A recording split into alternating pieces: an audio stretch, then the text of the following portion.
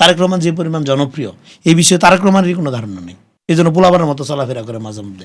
ব্যক্তি তারেক রহমানের গায়ে ফুলের টোকাও দেওয়া যাবে না, তার অনারকুট রক্ষা করতে হবে। ওনাকে বললাম আপনি দেখতে আমার বড় মামার মতো, হ্যাঁ। তখন আমি জানি না যে তারেক রহমান উনি।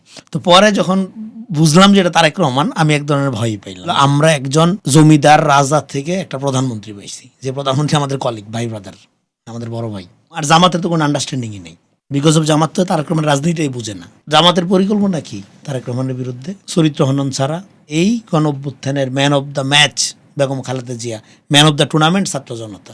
আমরা জানি বিপ্লব তার সন্তানদের খাইয়ে ফেলে, আর আমাদের এমন সন্তান বিপ্লবী খাইয়ে ফেলছে তারা। এনসিপির কোনো রাজনৈতিক ভবিষ্যৎ আমি দেখি না। আওয়ামী লীগ ফিরবে কি ফিরবে না, আওয়ামী লীগ আসবে কি আসবে না, সহজ উত্তর আছে আমার কাছে। হাসিনা তো প্রথম প্রতারণা করছে তার নিজেদের লোকদের সাথে, তার সমর্থকদের সাথে। আপনি একই রকম কথা জামাতের বিরুদ্ধে বললেন। একই তো, একই দল, একই কাঠামোগত দল। তারেক রহমানের ঘনিষ্ঠ বলে কিছু নেই। যে লোক বলবে আমি তারেক রহমানের ঘনিষ্ঠ, বললে তত বড় বাটপার। সরকার কোনোদিনও ভালো হয় না, সরকার মানেই খারাপ জিনিস। বিএনপি এত ধনী সংগঠন না, প্রচুর ধনী লোক বিএনপি করে, কিন্তু বিএনপি দল ডাক গরিব। এই দলের আলাদাই করে কিছু পাওয়া যাবে না। বিএনপি অনেক ভুল ত্রুটি করে, বিএনপির মধ্যে অনেক চোর বাটপার আছে, কোনো সমস্যা নাই। কিন্তু এটা জিয়া রহমানের পার্টি, এটা খালেদা জিয়ার পার্টি, দ্যাটস ইট। এই যে আমার বিএনপির দালাল বলা হয়, বিএনপির আমি সবচেয়ে শক্তিশালী পোস্ট হোল্ড করি, সেটা কি? সে হলো সমর্থক পোস্ট। আমার সমর্থনে সরকার ক্ষমতায় আছে, আমার মানে আমার মতো লক্ষ কোটি কোটি মানুষের। আমার সমর্থন উইথ হয়ে গেলে 2 পয়সার দাম আছে বিএনপির এত বড় নেতার। বলছে বেসিক্যালি আমি পলিটিক্যাল থিঙ্কার, কারণ আমার কোনো অ্যাচিভমেন্ট নেই। তো আমাকে যদি প্রধানমন্ত্রী অফার করা হয় আমি হব না। তো থেকে বিএনপির পক্ষে এটা অসম্ভব ছিল, জনগণ যদি বিএনপিকে এইভাবে ক্ষমতায় না নিয়ে আসতো। এই সরকারের ব্যর্থ হওয়ার কোনো স্কোপ নেই। সরকার ভালো করছে বলে হাততালি দেওয়ারও কিছু নেই। আওয়ামী লীগ যে বিএনপির সাথে আচরণ করছে, জামাতের সাথে যে আচরণ করছে, সেটা আওয়ামী লীগের সাথে করা যাবে না। প্রত্যেকটা আওয়ামী লীগের সমর্থকদের বা তারা বাংলাদেশের নাগরিক, তাদের মানবিক মর্যাদা, অধিকার, নাগরিক অধিকার, ব্যবসা বাণিজ্যের অধিকার, সম্পত্তির অধিকার প্রোটেক্ট করতে হবে। ছাত্র জনতার উপর হত্যাকাণ্ড, গুম খুন, এটা তো শুধু ব্যক্তির সিদ্ধান্ত ছিল না যে হাসিনার মন চাইলো আজকে অমুকরে খুন করে ফেলি, কালকে তো অমুকরে মারি। নো, ব্যাপারটা এরকম সাংগঠনিক সিদ্ধান্ত ছিল।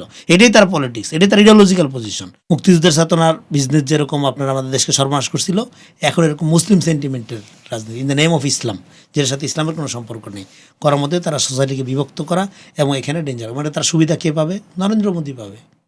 এখানে সুবিধা অলরেডি পাইছে আপনার কলকাতার নির্বাচনে। কলকাতা নির্বাচনের প্রধান অস্ত্র কী ছিল? মুসলমান বিদ্বেষ, বাংলাদেশ বিদ্বেষ। যারা করছেন দিল্লি না ঢাকা স্লোগান দিয়া, তারা নরেন্দ্র মোদীর হাতকে ভালোই শক্তিশালী করছে। আপনি নিজে গণঅভ্যুত্থানের মধ্য দিয়ে চেঞ্জ হয়ে গেছে দাবিও করেন, কিন্তু আপনি করেন ঠিক আওয়ামী লীগের রাজনীতিটা। হঠাৎ করে আইসা লুঙ্গির তল থেকে বাইর হয়ে আসা, চিৎকার মারা। তখন আমাদের মতো লোকরা বলে 18 বছর কোথায় ছিল? প্রত্যেক দিন লাইভ হাতে নিয়ে বের হয়েছি, প্রত্যেক দিন জয় বাংলা স্লোগান দিয়া আপনার শিবিরের বন্ধুরে পিটাইলেন হলে। কিসের আদর্শ এগুলো? কারণ আমার জীবনের একটা অন্যতম সফলতা হলো তারেক রহমানের প্রধানমন্ত্রী হওয়া। আমার একটা মানসিক নির্যাতনের কারণ হয়ে গেছিল তারেক রহমান প্রধানমন্ত্রী না হওয়াটা। আমি সেই নির্যাতন থেকে রক্ষা পাইছি। আপনি বলেছেন যে ক্ষমতায় বিএনপি থাকলেও দেশ নাকি চালাচ্ছে আওয়ামী লীগ এবং জামাত, কেন বলেছেন? দেশ তো আমলাতন্ত্র দিয়ে চালানো হয়। সে আমলাতন্ত্র কি ধরা হয়েছে? সে আমলাতন্ত্রের মধ্যে আওয়ামী লীগ জামাতই তো বেশি। বিএনপি তো যেগুলো ছিল ওএসডি করে, আর 18 বছর তো ক্ষমতার বাইরে বিএনপির লোকজন। জামাত গুপ্তভাবে আওয়ামী লীগের সাথে থাইকা সহযোগিতা করছে। জামাতের লোকজন ডেইলি স্টার, প্রথম আলো বা যে কোনো মিডিয়া প্রগতিশীল অবস্থার মধ্যে ঢুকে থাকে। আপনি যদি বিড়ি 10টা খান, সে গাঁজা খাবে 18টা। আপনি এক প্যাক খাইলে সে 1 বোতল খাবে। বেশি প্রগতিশীলতা দেখাইতে গিয়ে আওয়ামী লীগ সমর্থন করলেই তো সে অপরাধী হয়ে যায় না, তার ক্রিমিনাল অ্যাক্টিভিটি না থাকলে। আপনার শত্রু যদি আপনার কাছে নিরাপদ না থাকে, আপনার বিজয়ের 2 পয়সার মূল্য নেই। তারেক রহমানের নীতির পূজা করেন আপনি, নীতির অনুসরণ করেন, that's the very different thing. একটা হলো হাসিনা পূজা, মুজিব পূজা, হ্যাঁ, আরেকটা হলো তারেক রহমানের আদর্শের না, তারেক রহমানের নীতির পূজা। কারণ বিএনপির দলটা হলো নীতিবাদী, ভ্যালু বেসড। জামাত একটা কথা বলবে আর এর মধ্যে একটা কন্ট্রাডিকশন থাকবে না, এটা চিন্তা করে একটা ভুল চিন্তা। জামাত হলো সকালে 100 কদম আগাবে, বিকালে 1000 কদম পিছাবে। বাংলাদেশে কিয়ামতের আগ পর্যন্ত জামাতের নেতৃত্বে কোনো আন্দোলন, গণঅভ্যুত্থান কিছুই হবে না। আর লিখে রাখতে পারেন আপনি। আমরা হাসিনার বিরুদ্ধে গণঅভ্যুত্থান ঘটাইছি এখানে এনজিও প্রজাতন্ত্রী বাংলাদেশ কায়েম করার জন্য না, এখানে ভোটাধিকার কায়েম করার জন্য, জনগণের সাথে ক্ষমতার সম্পর্ক স্থাপন করার জন্য, জনগণকে রিয়েলি পলিটিক্যালি এম্পাওয়ার করার জন্য। আপনাকে নিয়েও বলে যে বিএনপির না, আপনি নিজ থেকে বলেন আপনি দাবি করেন বিএনপির, কিন্তু বিএনপির কেউ আপনাকে আসলে ওন করে না। ভালো, আলহামদুলিল্লাহ, খুশি হইলাম।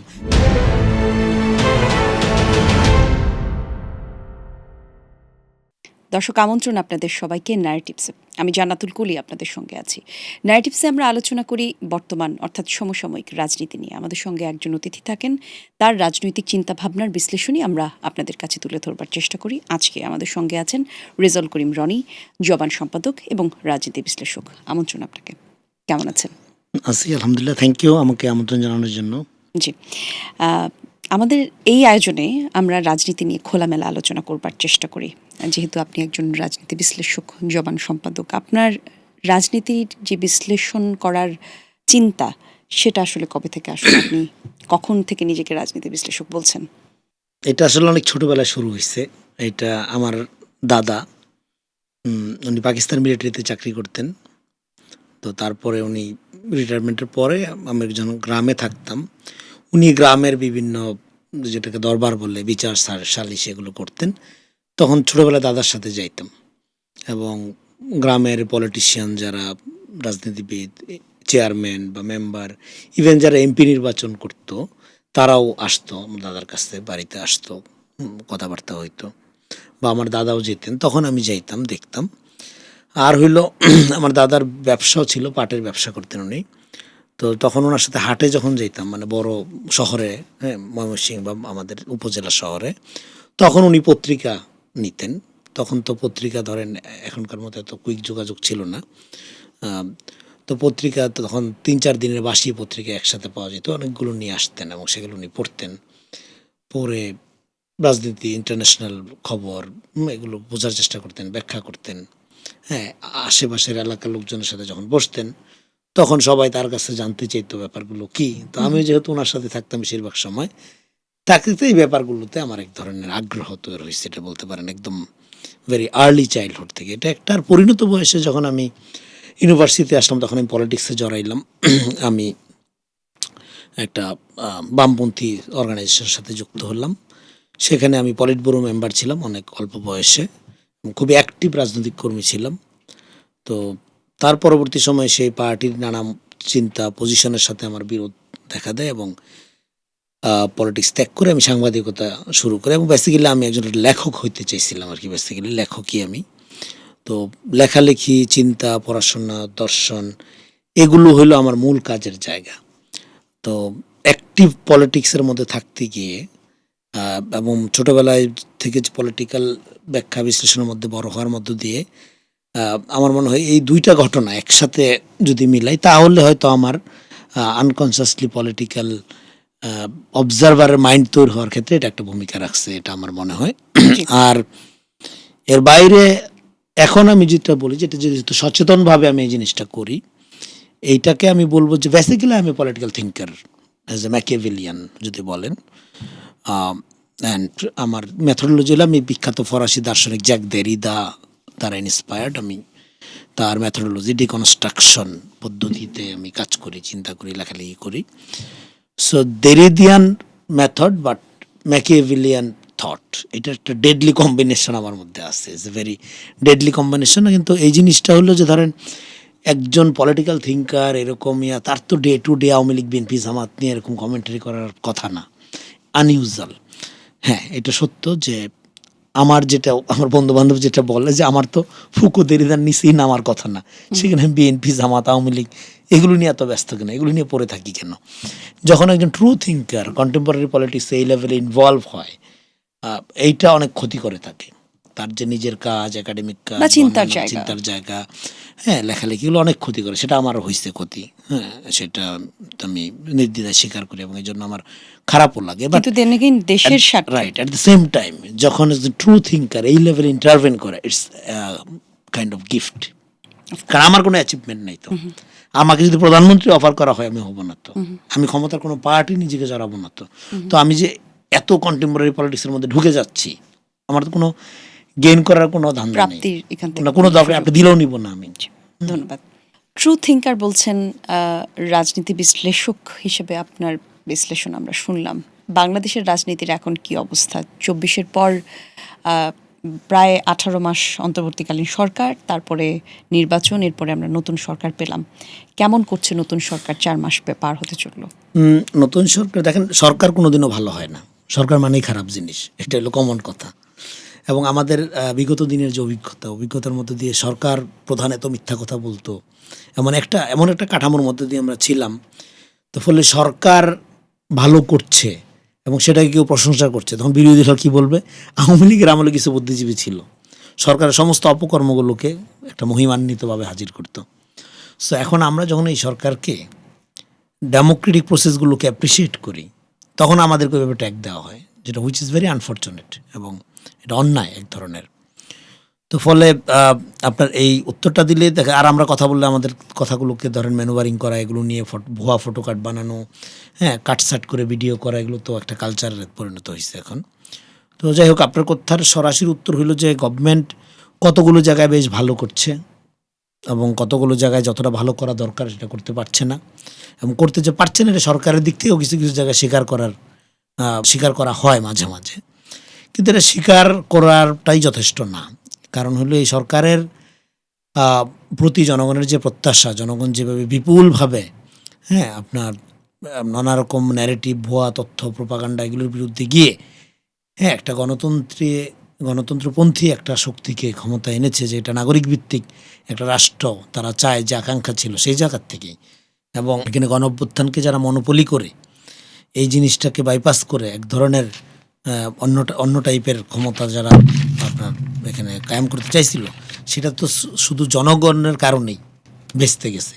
সেখানে বিএনপির অবদান খুব সামান্যই। বিএনপি খুবই অপ্রস্তুত ছিল, বিএনপি খুবই অগোছালো ছিল, এবং অগোছালো থাকাটা স্বাভাবিক।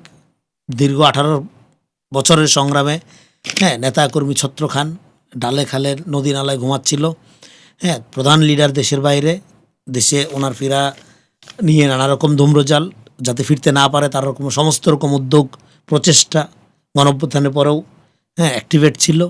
ফলে সেই জায়গা থেকে বিএনপির পক্ষে এটা অসম্ভব ছিল জনগণ যদি বিএনপিকে এইভাবে ক্ষমতায় না নিয়ে আসতো। তো ফলে সেই জায়গা থেকে এই সরকারের ব্যর্থ হওয়ার কোনো স্কোপ নেই। সরকার ভালো করছে বলে হাততালি দেওয়ারও কিছু নেই। ডেফিনেটলি অনেকগুলো জায়গায় সরকার ভালো করছে। সরকার সবচেয়ে ভালো যেটা করছে সেটা হলো, আমরা একজন জমিদার রাজা থেকে একটা প্রধানমন্ত্রী পেয়েছি, যে প্রধানমন্ত্রী আমাদের কলিগ, ভাই ব্রাদার, আমাদের বড় ভাই। প্রধানমন্ত্রীকে একটা কর্মী মনে হয়, একটা শ্রমিক মনে হয়। তো এটা খুব দরকার ছিল। কিন্তু বাংলাদেশ কি এরকম একজন হাম্বল প্রধানমন্ত্রীর জন্য প্রস্তুত কিনা? বাংলাদেশ সেটা প্রস্তুত, রাইট। এটাই সমস্যা, যেটা যখন আমি তারেক রহমানের ব্যাপারগুলো বলতেছিলাম, 5T মডেল, তারেক রহমান আমাদের কলিগ, তারেক রহমান একটা ডক্ট্রিন দিবে, আমাদের নীতিবাদী শাসন কাঠামো দিবে, এবং people will feel sorry about Tarique Rahman. কেন এতদিন যে মিথ্যা ন্যারেটিভের কারণে তার প্রতি যে মনোভাবটা পোষণ করে রাখছে, তার কারণে লোকগুলো, হ্যাঁ, প্রকাশ্যে হয়তো বলতে পারবে না, কিন্তু মনে মনে সরি ফিল করবে যে এই লোকটার বিষয়ে এই ভুয়া প্রপাগান্ডাগুলো বিশ্বাস করে এই লেভেলে বিশুদ্ধার আমরা উৎপাদন করতাম, এই লেভেলে আমরা একটা ভুয়া ন্যারেটিভের মধ্যে দিয়ে এই লোকের চরিত্র হননের আমরা নিয়োজিত ছিলাম, এই কারণে তারা সরি ফিল করবে। আমি এখানে একটা অন্য কথা বলি, সেটা হলো, ধরেন আমার জীবনের একটা অন্যতম সফলতা হলো তারেক রহমানের প্রধানমন্ত্রী হওয়া। সেই জায়গাটায় আমরা যাব, কিন্তু কেন এটা বলি, কেন আমি নিজে কিন্তু কিছু হইনি, আমাকে অনেকবার অফার করার পরেও হয়নি। আমার তাহলে সফলতা কেন? আমি যেই সমস্ত এরিনার মধ্যে বড় হয়েছি, বাম প্রগতিশীল চক্রের মধ্যে, সেখানে তারেক রহমান প্রধানমন্ত্রী হইতে পারবে না এরকম 50 জন বড় ভাই আমাকে গ্যারান্টি দিয়ে বলছে, 5-6 জন লিখিত দিছে, এবং আমি সেই চ্যালেঞ্জ নিয়েছি যে তারেক রহমান বাংলাদেশের প্রধানমন্ত্রী হবে। সেটা কোন সময় থেকে? 1/11-এর পর থেকে, যখন ওনাকে চরমভাবে নির্যাতন করে এবং ওনার ব্যাপারে নানা রকম গল্প প্রচার করে ওনাকে বের করে দেওয়া হলো, তখন থেকে এটা আমার চ্যালেঞ্জ। ফলে এই চ্যালেঞ্জে উইন করাটা আমার জন্য আনন্দের, এবং এই চ্যালেঞ্জের কারণে পুরা সময়টা আওয়ামী ফেস্টিভ্যালের পুরা টাইমটা তারা আমার ওপর খবরদারি করছে, ঘনিষ্ঠরাই, হ্যাঁ, হাসাহাসি করছে। আমার একটা মানসিক নির্যাতনের কারণ হয়ে গেছিল তারেক রহমান প্রধানমন্ত্রী না হওয়াটা। আমি সেই নির্যাতন থেকে রক্ষা পাইছি উনি প্রধানমন্ত্রী হতে। এটা আমার জন্য একটা বিশাল অর্জন, বিশাল বিজয়। যাই হোক, যেই প্রসঙ্গে আসছিলাম সেটা হলো যে তারেক রহমানকে যারা পার্সোনালি চিনতেন সেই সংখ্যাটা খুবই কম থাকার কারণে, এবং বেশিরভাগ লোকই দাবি করে যে হ্যাঁ সবাই তারেক রহমানের ঘনিষ্ঠ। এটা একটা কালচার বাংলাদেশে, আপনি জানেন, যখন কেউ ক্ষমতাসীন হয় বা একটু ক্ষমতার অধিকারী হয়, সবাই তার আত্মীয় স্বজন পরিচয় বা তার ঘনিষ্ঠ, এই প্রচারটা বাংলাদেশে একটা কমন কালচারাল ফেনোমেনা। তো তারেক রহমানের এই হাম্বলনেস, এইটা কিন্তু ধরেন যে এটা যে হঠাৎ করে মানে আবিষ্কার হয়েছে এটা না, এরকমই ছিল উনি।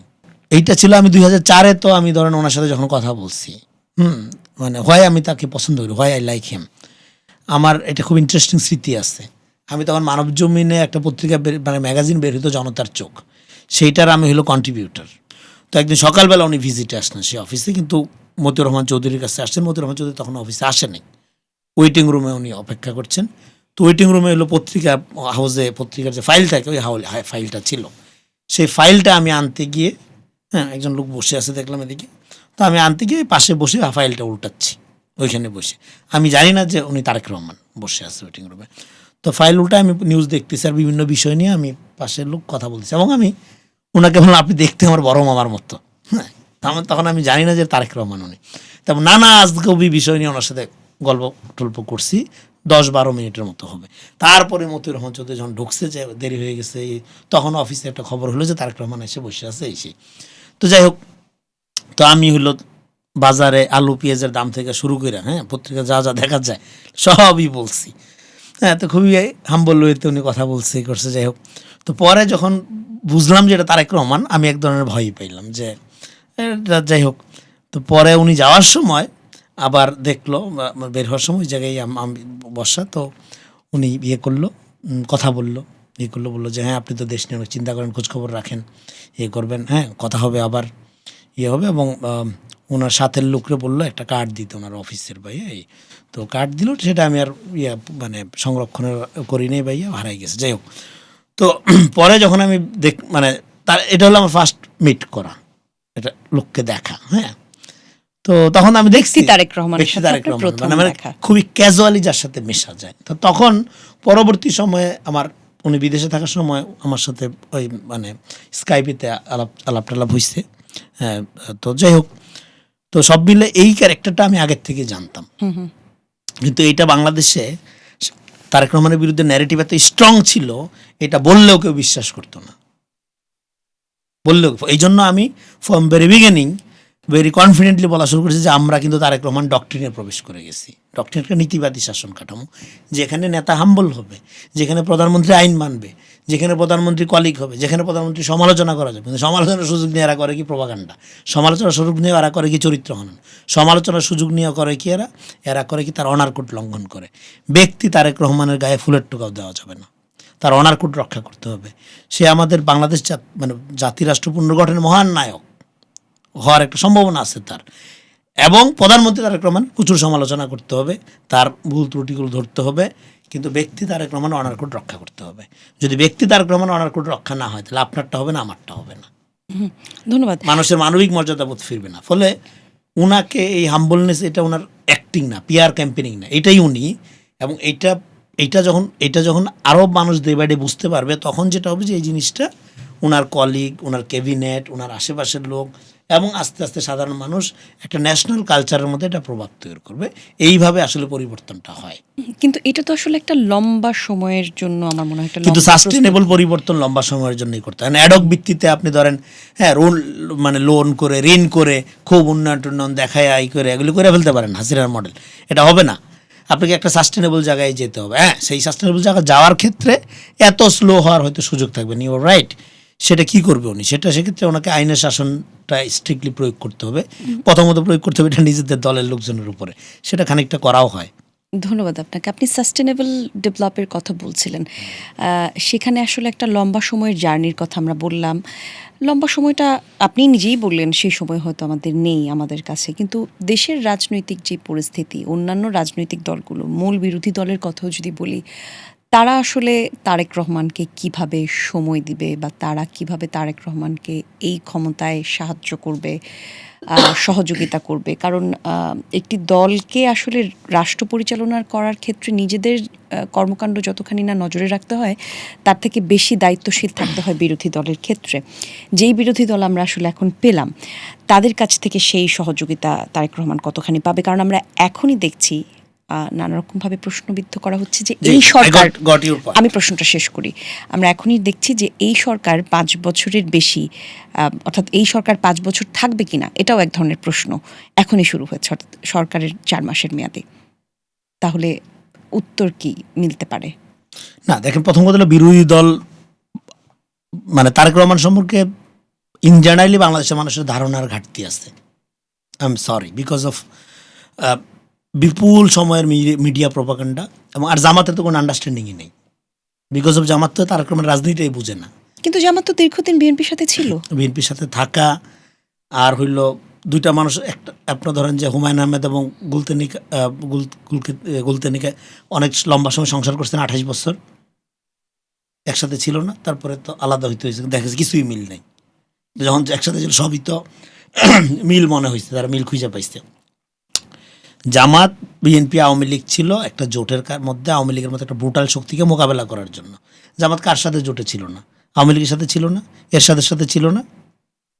জামাত কি তখন এমন নোটেবল কোনো দল নাকি বিএনপি যায় জামাতের সাথে জোট করছে? বলা হয় কি জামাত গিয়ে বিএনপির সাথে জোট না, আপনি করছে। বলছিলেন জামাত আসলে তারেক রহমানের রাজনীতিটা রাজনীতিটা বুঝে না, বুঝেই না। বোঝার এটা অন্যায় না, জামাতের না বোঝাটা স্বাভাবিক, কারণ হলো তারা একটা মুসলিম সেন্টিমেন্টের রাজনীতি করে। জামাত ইসলামী দল না, কিন্তু বিএনপি কি ইসলামী 2001 রাজনীতি করে? থেকে 2006 পর্যন্ত ওই সময়টাতে ওই সময়কালটাকে বলা হয় জামাত বিএনপির সরকার। সেটা আওয়ামী লীগের ন্যারেটিভ, সেটা জামাত বিএনপি। এখন জামাত বিএনপি কতখানি তাদের বন্ধুত্ব এটা তো এখন প্রমাণ হচ্ছে, কারণ তারা ঘরে বাইরে ষড়যন্ত্র করে, তারা ভুয়া প্রপাগান্ডা। তারেক রহমানকে যদি তারা রিয়েলি বুঝতে পারতো, তাইলে 5 তারিখের পরে বুয়েটে সাধারণ শিক্ষার্থীদের প্রতারিত করে মিথ্যা কথা বলে তারেক রহমানকে গালিগালা সংস্কৃতি তারা শুরু করতো। তারপরে এই যে চকবাজারের এখানে যে আপনার ভয়ঙ্কর ব্রুটাল হত্যাকাণ্ড হইল, 2টাই বিএনপির কর্মী বহিষ্কৃত, সেটাকে নিয়ে তারেক রহমানের বিরুদ্ধে ক্যাম্পেনিং শুরু করতো। তারেক রহমানের একটা চাঁদাবাজ, তারেক রহমান হাসিনা যা যা পদ্ধতি যা যা ব্যবহার করছে, তার একটা অস্ত্র ব্যবহার করা বাদ দিছে জামাত তারেক রহমানের বিরুদ্ধে। তাহলে যেই অস্ত্রগুলো ব্যবহার করে হাসিনার পরিণতি হলো দিল্লি নিবাসী আজকে সে, আপনি যদি তারেক রহমানকে বুঝেন তাহলে আপনি এগুলো ব্যবহার করবেন কেন? সে যে বুঝে না, কথাটা যে আমি বললাম, সে হাসিনার অস্ত্র ব্যবহার করছে তারেক রহমানের উপরে ফ্রম ভেরি বিগিনিং। এই কারণে তার পরিণতি এরকম হয়েছে নির্বাচনে, নাহলে হয়তো আরো ভালো হইতো। কিন্তু জামাত তো বলছে নির্বাচনে জামাত আসলে প্রতারিত হয়েছে। প্রতারিত তারাই জয়লাভ করেছিল ফেসবুকে, তারাই জয়লাভ করেছিল সমস্ত জরিপে। তারা তো সরকার গঠন করে ফেলছিল সকাল এবং বিকাল, আমরা তারা দেখছি না? এটাও বলছে যে তারা যদি তখন নির্বাচনের সেই রেজাল্ট মেনে না নিত, তাহলে দেশে একটা গৃহযুদ্ধ পরিস্থিতি তৈরি তারা হতে অনেক পারত। কথা বলতে পারে, সেটা পরে আগের এই পর্বটা শেষ করি। তার মানে তারেক রহমান একটা ডেমোক্রেটিক লিডার। ডেমোক্রেটিক লিডার যেটা হয়, একটা নাগরিক ভিত্তিক রাষ্ট্র কাঠামো প্রপোজ করেন, একটা আইনের শাসন প্রপোজ করেন, এবং উনি একটা প্ল্যান পরিকল্পনা বেশ। এই যে ইলেকশনটা, এটা কিসের ইলেকশন ছিল? আমি বলি নাই প্রোপাগান্ডা ভার্সেস পরিকল্পনা। মানুষ পরিকল্পনাকে বাইছে নিছে। তো জামাতের পরিকল্পনা কি? তারেক রহমানের বিরুদ্ধে চরিত্র হনন ছাড়া, ক্যাম্পেনিং ছাড়া, ফটোকার্ড বানানো ছাড়া, ভুয়া বয়ান তৈরি করা ছাড়া, তাকে হিউমিলেট করা ছাড়া, অপমানিত করা ছাড়া কোন পলিসি আছে? বুঝলাম, ধরেন তারেক রহমানের এই পলিসিটা খারাপ, 25 কোটি বৃক্ষরোপণ করবে, হ্যাঁ, খুবই খারাপ পলিসি। বৃক্ষরোপণ করা দরকার ধরেন 100 কোটি বা 50 কোটি, তারপরে প্ল্যান দেন 100 কোটির নাই, কোনো প্ল্যান নাই, শুধু সমালোচনা। হ্যাঁ।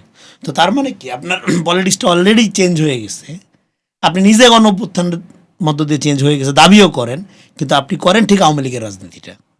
যে কারণে আওয়ামী লীগ যেভাবে আন্ডারমাইন করছে, মিসআন্ডারস্টুড করছে তারেক রহমানকে এবং তারেক রহমানের ক্যাপাসিটিকে, তৃণমূলে তার জনপ্রিয়, তারেক রহমান যে পরিমাণ জনপ্রিয় এই বিষয়ে তারেক রহমানের কোনো ধারণা নেই। এই জন্য পোলাবারের মতো চলাফেরা করে মাঝে মধ্যে। কেমন জনপ্রিয় তারেক রহমান? কেমন জনপ্রিয় এটা আমি আপনাকে একটা উদাহরণ দিই। সেটা হলো ইলেকশনের আগে আগে যখন আমি কথা বললাম, তো তখন তো তারুণ্য, জোয়ার, গণঅভ্যুত্থান, জেনজি, এইদিকে তো বয়ান সব। তো বলতেছিল যে এরকম যে তরুণ প্রজন্ম নাকি আমাদের পছন্দ করে না, এ করে না। ব্যাপারটা তো আমি যে টুকটাক যে উনি সাভারে গেলেন, তারপর কয়েকটা জায়গায় মুভ করলেন, তো অনেক তো মানুষ যে দেখি যে গাড়ি যে চলতে পারে না জ্যামে, যাদেরকে দেখি তাদের বয়স তো তরুণই মনে হয়, 40-এর নিচেই তো দেখি। তো তাহলে যে বলা হয় এটা আমাকে দেখেন, আপনি ঢাকার বাইরে যান, ঢাকার বাইরে গেলে ঘটনাটা কী ঘটবে সেটা আমি এখনই বলে দিতে পারি। কী ঘটবে? আমি কই, গরম বালিতে আপনার চাউল ছাড়লে যেরকম খই ফুটে, মানুষ এভাবে ফুটবে। পিপুল আর ওয়েটিং ফর ইউ। আপনি যান, এবং উনি গেছে, তারপর তো আপনি দেখছেন সমাবেশগুলোতে কী ঘটনা ঘটছে, এবং উনি টানা যে সমাবেশগুলো আপনি দেখছেন কী পরিমাণ লোক নেমে আসছে। তো পরে দেখা হয়েছে তো আর এই বিষয় নিয়ে তখন বললাম যে আমি বলি ইউ আর রাইট। এবং যারা নাইমা আসছিল তারা তরুণ, ফলে জেনজি তরুণ বইলা একটা আরবান একটা সেক্টকে যেভাবে তারা নিজেদের দিকে নেওয়ার চেষ্টা করছে, দেখানোর চেষ্টা করছে, এটা ফলস ছিল, এটা প্রমাণ হয়েছে। তো তো ফলে এই এই ব্যাপার, এই রকম ধারণা, এই জিনিসগুলো অনেক সময় তারেক রহমানের মাথায় থাকে না, যে কারণে দেখবেন যে উনি খুব ক্যাজুয়াল। এটা ভালো, মেশা ভালো, কিন্তু এটার আবার সিকিউরিটি কনসার্নও আছে। হ্যাঁ, একবার দেখলাম যে আপনার উনি কোথায় যেন গেছে, ওনারা মাথায় তুলে নাচতেছে। উনি কি কিশোর লিডার যে মাথায় তুলে নাচতে হবে? তো ফলে ওনার সিকিউরিটিটা খুব ইম্পর্টেন্ট, এটা মাথায় রাখতে হবে। তারেক রহমানের আমি বলতেছি না যে ব্যক্তি তারেক রহমানের পূজা করতে হবে, এটা তারেক রহমান শেখ হাসিনা না, শেখ মুজিব না। তারেক রহমানের নীতির পূজা করেন আপনি, নীতির অনুসরণ করেন, that's the very different thing. দুই জিনিস কিন্তু, একটা হলো হাসিনা পূজা, মুজিব পূজা, হ্যাঁ, আর একটা হলো তারেক রহমানের আদর্শের না, তারেক রহমানের নীতির পূজা। কারণ বিএনপির দলটা হলো নীতিবাদী, ভ্যালু বেসড, এটা কোনো ইডিওলজিক্যাল দল না আওয়ামী লীগ বা জামাতের মতো। তো ফলে জামাতের সাথে বিএনপির যে ফান্ডামেন্টাল পার্থক্য, একটা হলো ভ্যালু মূল্যবোধ ভিত্তিক দল, আর একটা হলো মতাদর্শ ভিত্তিক দল। ইসলামী শরিয়া কায়েম করতে চায়, ইসলামী মতাদর্শের দল। আর বিএনপি হলো মূল্যবোধ, হ্যাঁ, ফেথ ফ্রিডম নিশ্চিত করবে, নাগরিক অধিকার নিশ্চিত করবে, আইনি শাসন নিশ্চিত করবে, হ্যাঁ, যার যার বিশ্বাস নিয়ে সমাজে মর্যাদার সহিত বসবাস করবে। দুটো রাজনীতি আলাদা। সেইটার লিডারশিপ হিসাবে তারেক রহমানকে ইয়েট টু ইন্টারপ্রিট, এটাকে ইন্টারপ্রিটই করা হয়নি বাংলাদেশে। হিউজ লিডারশিপের সম্ভাবনা তারেক রহমানের মধ্যে আমি দেখি, হিউজ। এটাকে যদি আমরা কন্টেন করতে পারি, আমরা যদি এটাকে বিকশিত করতে পারি, তাহলে এটা সম্ভব, নাহলে সম্ভব না। আরো একটি গুরুত্বপূর্ণ পয়েন্ট একটু আপনাকে বলতে চাই, সেটা হচ্ছে বাংলাদেশের রাজনীতি অথবা বাংলাদেশের মানুষের মধ্যে এইরকম একটা টেন্ডেন্সি দেখেন কিনা যে মানুষ আসলে ক্ষমতার কাছাকাছি যে থাকে তাকেই ওয়ার্শিপ করতে পছন্দ করে। না, রাইট, এটা তো সমস্যা। এবং তারেক রহমান তো ওয়ার্শিপ চায় না, তারেক রহমান চায় ক্রিটিক্যাল এঙ্গেজমেন্ট। আপনারা তো বলেন তারেক রহমান আমার পূজা দাও, আপনি কেন যাচ্ছেন ধান্দাবাজ হিসাবে, সাংবাদিক, লেখক, বুদ্ধিজীবী হিসাবে? আপনার দরকার নাই তো। আপনি বাংলাদেশ মন্ত্রী, বিএনপি মন্ত্রী হওয়ার দরকার কি আপনাকে? কে বলছে আপনাকে বিএনপি করতে? আপনাকে নিয়েও কিন্তু মানুষ অনেক কথা বলে, আপনাকে নিয়েও আমি বলে যে যে পরিমাণ সমালোচনা বিএনপির করি, হ্যাঁ, আপনাকে নিয়েও বলে যে সেটা তো আপনি বলবেই, আসলে কোনো সমস্যা নেই। বিএনপির নাকি বিএনপির না, আপনি নিজ থেকে বলেন আপনি দাবি করেন বিএনপির, কিন্তু বিএনপির কেউ আপনাকে আসলে ওন করে না। ভালো, আলহামদুলিল্লাহ, খুশি হইলাম। বিএনপি কেউ ওন না করুক, এটা তো আমি পছন্দ করি, এটা তো আমি চাই, কিন্তু এটা তো হচ্ছে না। তো আপনারা দেখেন, আমি এখানে আমার পজিশন 18 বছর ধরে একই রকম আছে, একটা লিবারাল ডেমোক্রেটিক ভ্যালু বেসড পলিটিক্সের কথা আমি বলছি। 5 তারিখের পরে আমার প্রথম বক্তব্য, প্রথম যে ইন্টারভিউ দিলাম, তার শিরোনাম কি? রাষ্ট্র হবে ভ্যালু বেস, ইডিওলজি থাকবে সমাজে। সমাজের ইডিওলজিটা যখন, মতাদর্শটা যখন আপনি রাষ্ট্রে নিয়ে আসবেন, ফ্যাসিবাদ কায়েম হবে। Very simple. তো বলে আমি যাই না শুনে কেন, হ্যাঁ, এতদিন একটা লম্বা সময় ধরে ফ্যাসিবাদের বিরুদ্ধে সংগ্রাম করে আরেকটা আলট্রা ফ্যাসিস্ট দলকে সমর্থন করব, তাতে করে যদি আমাকে বিএনপির দালাল বানানো হয়, গর্বিত। হ্যাঁ, তো মুশকিল হইল, বিএনপি এত ধনী সংগঠন না, প্রচুর ধনী লোক বিএনপি করে, কিন্তু বিএনপি দলটা গরিব। এই দলের দালালি করে কিছু পাওয়া যাবে না। দল হিসাবে আপনাকে 2 টাকা ফান্ডিং করবে না বিএনপি, আপনি যত বড় দালালি হন বিএনপির। ব্যক্তিরা ধনী, এই জন্য যার যার মতো করে তারা আপনার কাজ করে বা ইয়ে হয়। তো যাই হোক, এটা ইস্যু না, ইস্যু হলো আমার রাজনীতির সাথে বিএনপি এলাই করছে, মানে বিএনপির চিন্তার সাথে মিলতেছে, বাট বিএনপির সমস্ত পজিশনের সাথে তো আমার ঐক্য নেই। আমি গণভোটের বিরুদ্ধে ছিলাম, বিএনপি গণভোট প্রপোজ করছে। তো এরকম আরও বহু জায়গায় ধরেন আমি যে পরিমাণ সমালোচনা করি, আবার যে পরিমাণ অ্যাপ্রিসিয়েট করি, এই দুইটার মধ্যে আপনি যদি মানে ধরেন এখন আপনার দলের পক্ষে যদি বলি, তাইলেই শুধুমাত্র আমি ভালো। ধরেন আবহানা রাজ্জাক কি জামাতের দালাল? আপনার ব্যারিস্টার শাহরিয়ার কি জামাতের দালাল? তারপরে হলো আপনার ওই শিক্ষক শিব্বির আহমেদ, মানে জামাতের যারা স্পোক্স পার্সন, জামাতের হয়ে কথা বলে, কেউ কি দালাল? তারা প্রত্যেকে নিরপেক্ষ। আমি হলাম দালাল। এই যে নিরপেক্ষতার একটা অভিশপ্ত সংজ্ঞা 5 তারিখের পরে বাংলাদেশে তৈরি হয়েছে, এটা সমাজকে ভাগ করে দিছে।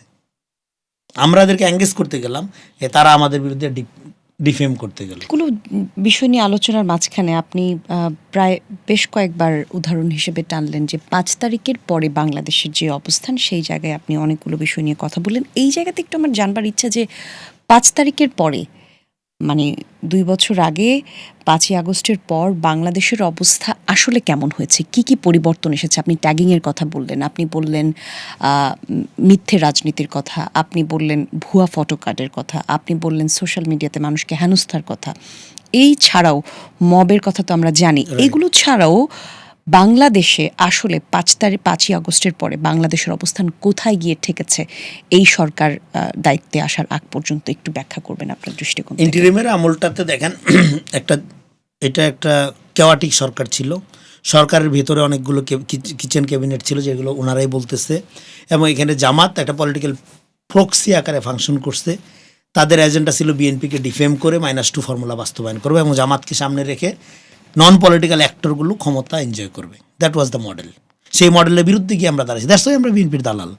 বাংলাদেশকে সেভ করার জন্য আমরা এনজিওদের হাতে বাংলাদেশ তুইলা দেই নাই, আমরা বিদেশি এজেন্টদের হাতে বাংলাদেশ উঠায় যেতে না নিতে পারে তারা তুইলা, তার জন্য আমরা সর্বস্ব দিয়ে প্রতিরোধ করছি। আমরা হাসিনার বিরুদ্ধে গণ অভ্যুত্থান ঘটাইছি এখানে এনজিও প্রজাতন্ত্রী বাংলাদেশ কায়েম করার জন্য না, এখানে ভোটাধিকার কায়েম করার জন্য, জনগণের সাথে ক্ষমতার সম্পর্ক স্থাপন করার জন্য, জনগণকে রিয়েলি পলিটিক্যালি এম্পাওয়ার করার জন্য। কোনো সদ্য 71-এর পরে যেরকম মুক্তিযুদ্ধের চেতনার নামে শেখ মুজিব যেখানে এভাবে ফ্যাসিবাদ কায়েম করছিল, যেইভাবে চেতনা ব্যবসা করার মধ্যে মুক্তিযুদ্ধের বিরুদ্ধে রাজনীতি শুরু করছিল, একইভাবে ইন্টারিমের আমলে গণ অভ্যুত্থানের বিরুদ্ধে রাজনীতির সূত্রপাত হয়েছে জামাত এবং এখানকার ক্ষমতালোভী এই এনজিও চক্রের মধ্য দিয়ে। এবং কারা ছিল এখানে ক্যাবিনেটে? 111-এ সমস্ত ক্রিমিনালগুলো এখানে পুনর্বাসন করা হয়েছে। কাদের কথা বলছেন? আমি নাম নাই বললাম, আপনারা সবাই চিনেন এগুলো, তথাকথিত নমস্য বিশিষ্ট ব্যক্তিগুলো। সেই বিশিষ্ট ব্যক্তিগুলোর অবদান কী?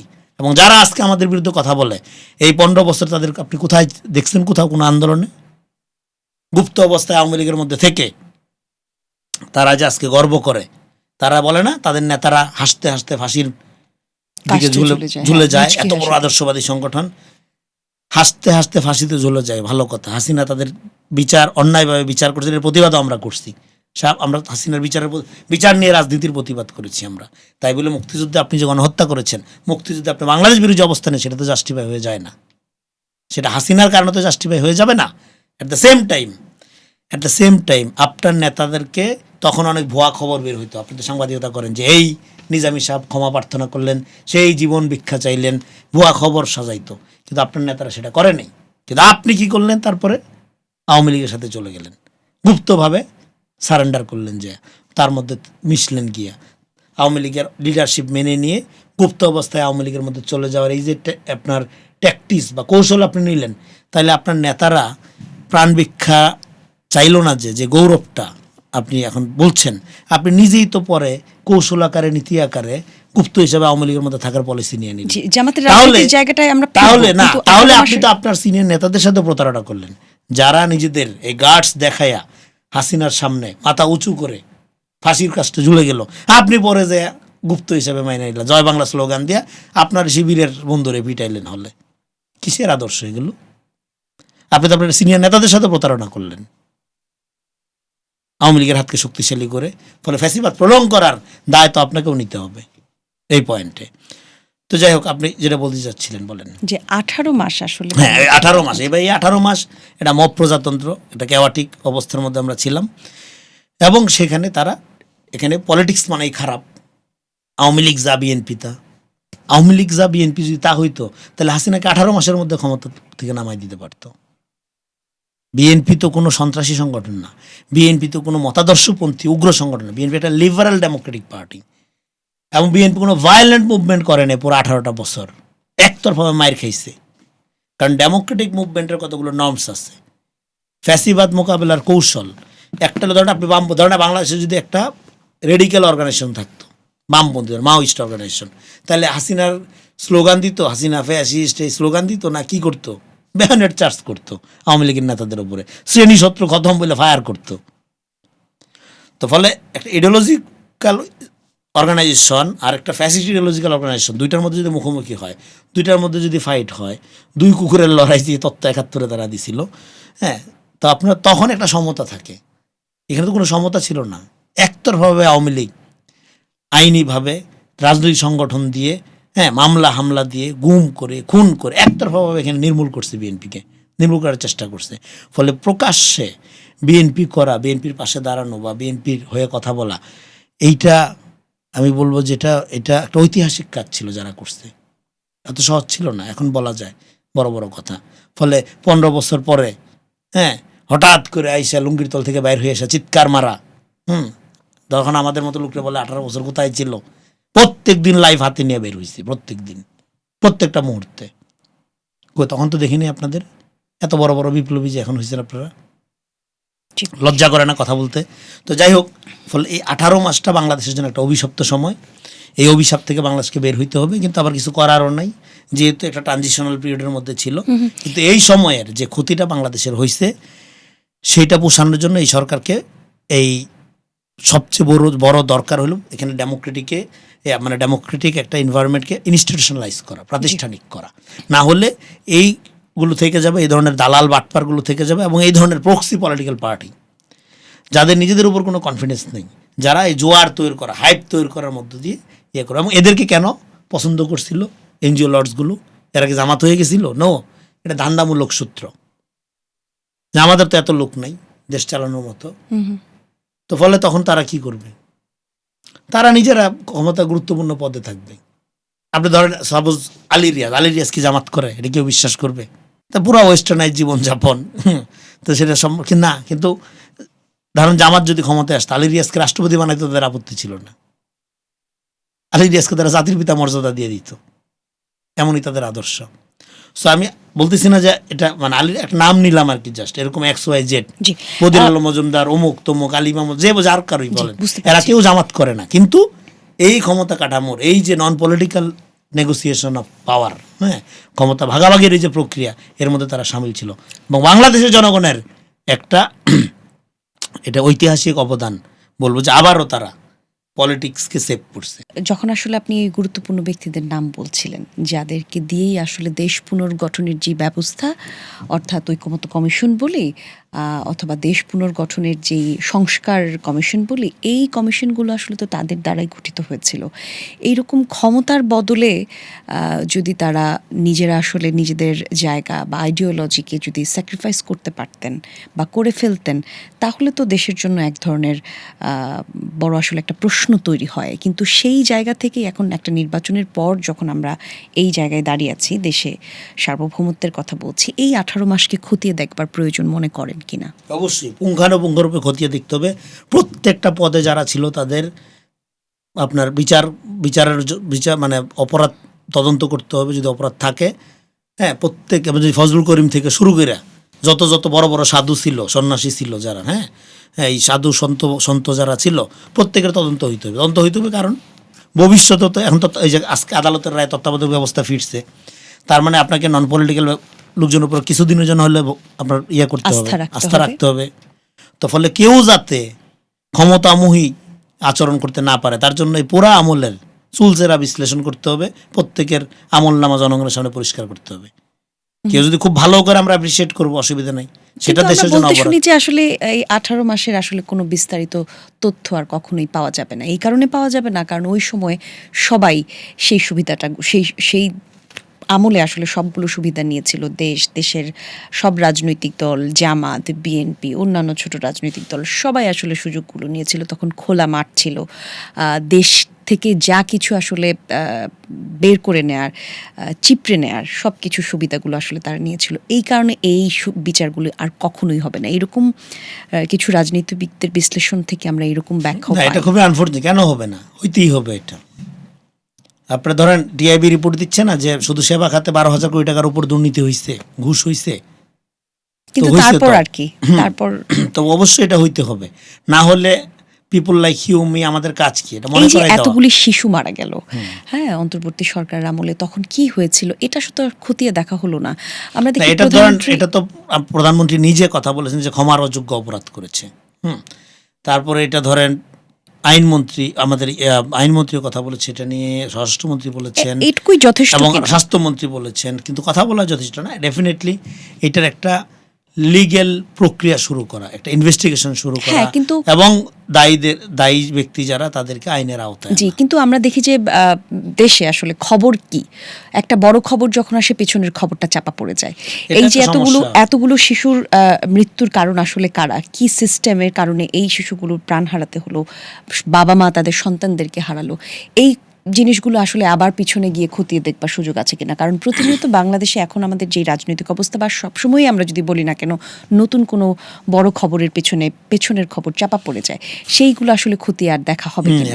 এটাকে বলে আপনার ফোল্ডেড বাই র্যান্ডমনেস, এবং আপনার সেন্সরশিপ মানে 21st সেঞ্চুরিতে সেন্সরশিপ ওয়ার্ক করে অ্যাকর্ডিং টু উম্বার্তো ইকো, ওয়ার্ক করে এই পদ্ধতিতে যে নন খবরকে খবর করা এবং খবরকে নন খবর করা, মানে যেটা ইস্যু না সেটাকে ইস্যু বানানো, যেটা ইস্যু সেটাকে বাইপাস করা বা হাইট করা বা সেটাকে ব্যাক পেজে নিয়ে যাওয়া। সো এটা হলো সেন্সরশিপের একটা মানে পোস্ট মডার্ন পদ্ধতি, সেটা বাংলাদেশে খুবই অ্যাক্টিভ। হাসিনার আমল থেকে এটা এই প্রবণতা আছে, এবং যারা এই যে ন্যারেটিভ তৈরি করে, হাইপ তৈরি করে, যে কোনো বিষয়কে সেন্সেশনাইজ মানে সেন্সেশন তৈরি করে যে কোনো বিষয়ে, এইটা হলো তারা এগুলোর গুরু। এবং এটা করার মধ্য দিয়ে তারা সমাজের ডেমোক্রেটিক এই যে কাঠামো, এই যে আমরা আইনের শাসন, ট্রান্সপারেন্সি, স্থিতিশীলতা, হ্যাঁ, এবং সাদা চোখে যেটা দেখা যায় সেটার বিচার দাবি করার যে অবস্থা, এটাকে এই পরিবেশটাকে কাঠামোগতভাবে ধ্বংস করে দিয়ে একটা ব্লার অবস্থা তৈরি করা, একটা ধুলাই বৃষ্টি অন্ধকার অবস্থা, হ্যাঁ, কে অপরাধী কে নিরপরাধী বোঝার কোনো সুযোগ নাই, হ্যাঁ, তখন আপনি ইভন যে অপরাধ সেটাকে এমনভাবে হাজির করা হবে যে এটি সে ফেরেস্তার কাজ করছে।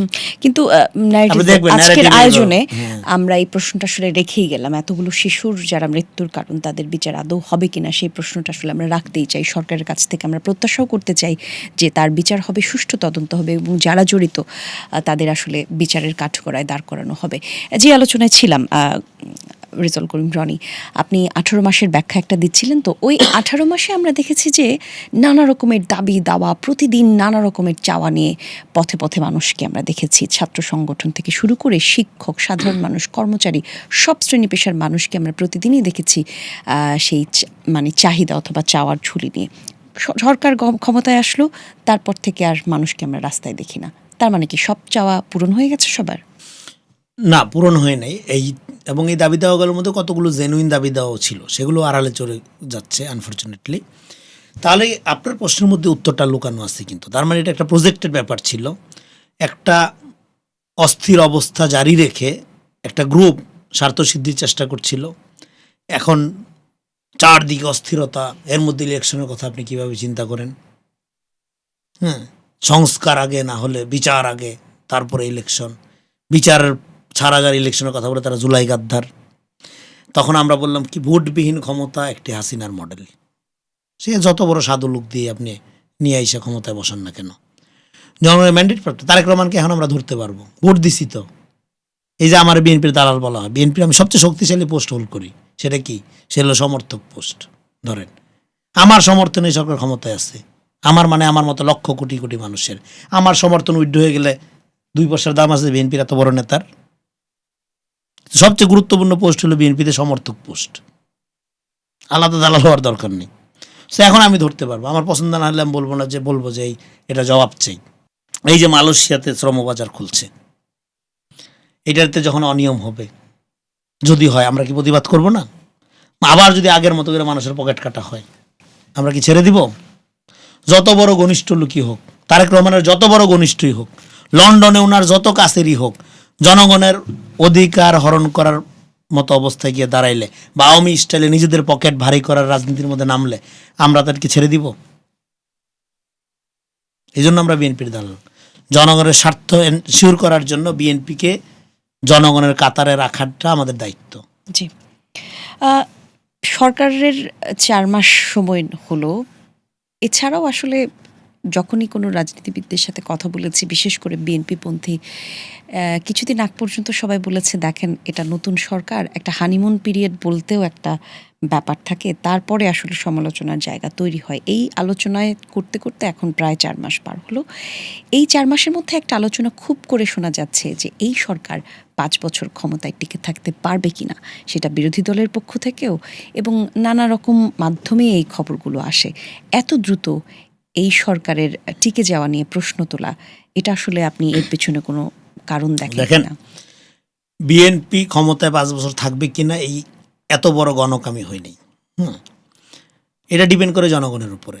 কিন্তু বিএনপি ক্ষমতায় থাকুক বা না থাকুক, বিএনপি যদি তার পলিটিক্যাল পজিশনের যে ধারাবাহিকতা, যে কনসিস্টেন্সি, এটা যদি ধরে রাখে, বিএনপি বাংলাদেশে একটা, বিএনপি মানে কি? বিএনপি মানে হলো একটা ডেমোক্রেটিক পলিটিক্যাল অর্গানাইজেশন, পলিটিক্যাল প্রতিষ্ঠান।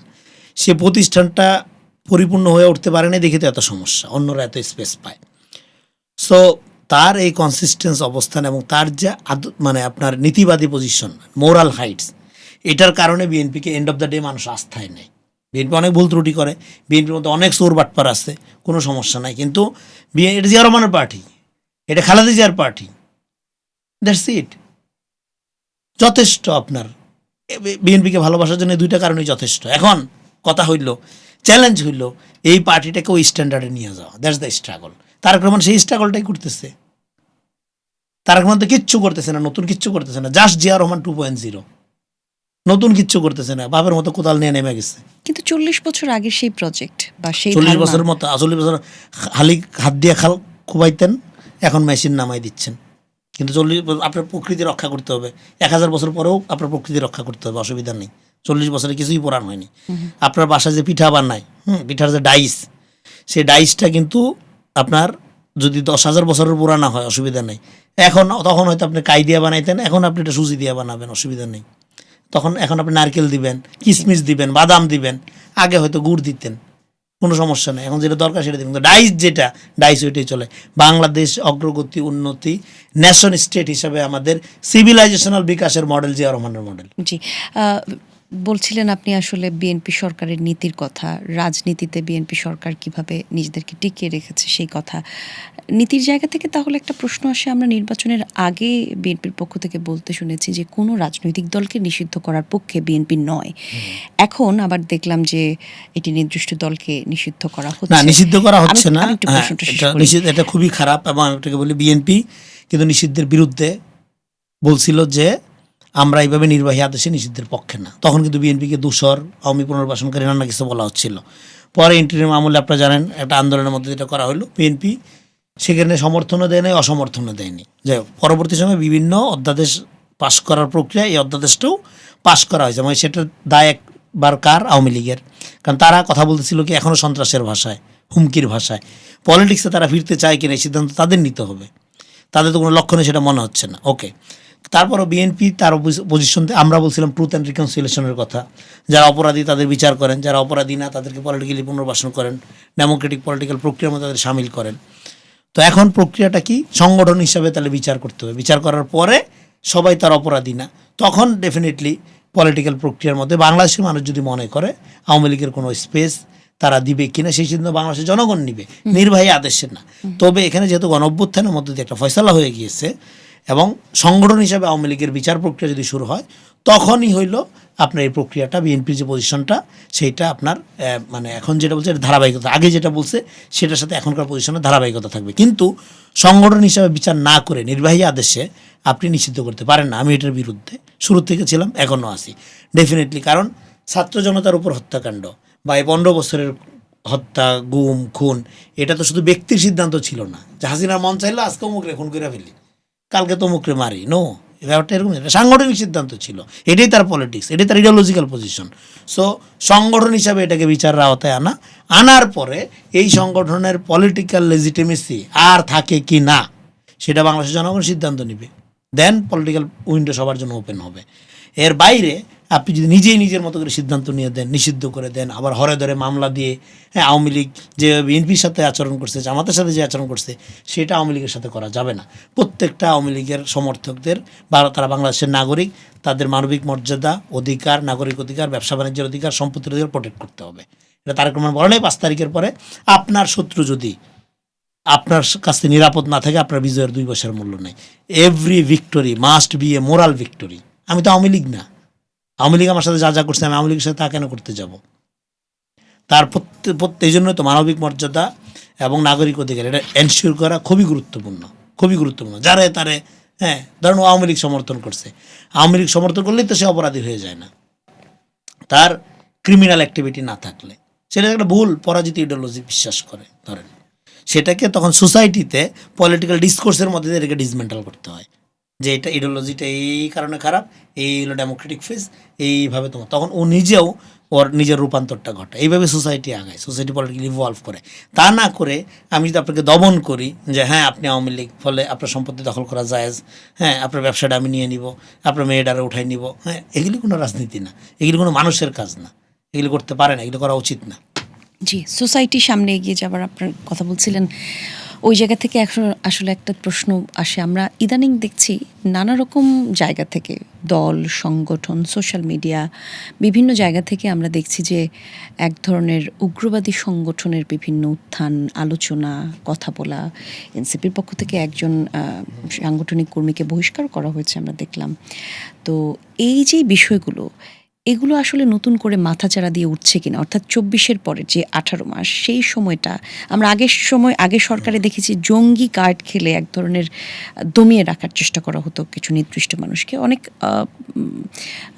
দ্বিচারিতাও হয়েছে হয়তো আগে, কিন্তু এখন যা হচ্ছে তার আসলে স্পেসটা কোথায় পেল এই ১৮ মাসে? স্পেসের জন্য এক নাম্বার দায়ী হলো জামাত সমর্থিত ইন্টারিম গভর্নমেন্ট এবং জামাতের যে একটা উগ্র ফ্যানাটিক রাজনীতি মুসলিম সেন্টিমেন্টের, সেইটার কারণে এই জিনিসটা একটা আপনার কি বলবো যে সামনে চলে আসছে। কিন্তু ডেফিনেটলি বাংলাদেশে ওই অর্থে কাঠামোগত আপনার মিলিটেন্সি, ইসলামী মিলিটেন্সি যেটা বলে ওটা নাই। এটা থাকলে হাসিনা উদ্দিন ক্ষমতায় থাকতো না। সো কিন্তু ফ্যানাটিক টেন্ডেন্সি কোন দলে নাই? ফ্যানাটিক্সটা বিভিন্ন সমর্থক গোষ্ঠী, সেকুলার ফ্যানাটিক্সও আছে, হ্যাঁ, আওয়ামী লীগের তো আছেই, বিএনপিতে পাবেন আপনি, হ্যাঁ, সেকুলার মাত্রা অতিরিক্ত করবে, যেটা নর্মস না করা উচিত না সেটাও করে ফেলবে, তো সেরকম আছে। এখন এটা ডেফিনেটলি এটা ফ্লারিশ করার ক্ষেত্রে ইন্টারিম গভর্নমেন্টের ব্যর্থতা আছে। একটা রাইট উইং, একটা সেকুলার রাইট উইং প্রবণতা তো এখানে গড়ে তোলা হয়েছে এবং এখানে আপনি দেখেন যাদেরকে তথাকথিত প্রগতির পরিব্রাজক হিসাবে আপনারা জানতেন, সেই সমস্ত বুদ্ধিজীবীরা জামাতের মতো একটা ফ্যানাটিক এই দলের পাশে গিয়ে দাঁড়ায়নি। সংস্কারের নামে, জুলাই চেতনার নামে বুদ্ধিজীবীগুলো আপনি দেখেন, শহীদুল আলম থেকে শুরু করে, ফরাদ মজার থেকে শুরু করে এই সমস্ত সিলমারা প্রোগ্রেসিভ বামপন্থী বুদ্ধিজীবীগুলো, তাদের পলিটিক্যাল এজেন্সি কে? জামাত হয়ে উঠছিল পুরো ইন্টারিমের আমলে। ইভেন এখন আপনি অনেক নিরপেক্ষ গুপ্ত শিক্ষক পাবেন, সাংবাদিক পাবেন, বুদ্ধিজীবী পাবেন। আমরা না দালাল, চারদিকে নিরপেক্ষ সাংবাদিক, বুদ্ধিজীবী দেখেন না আপনি? তাদের অবস্থা কি?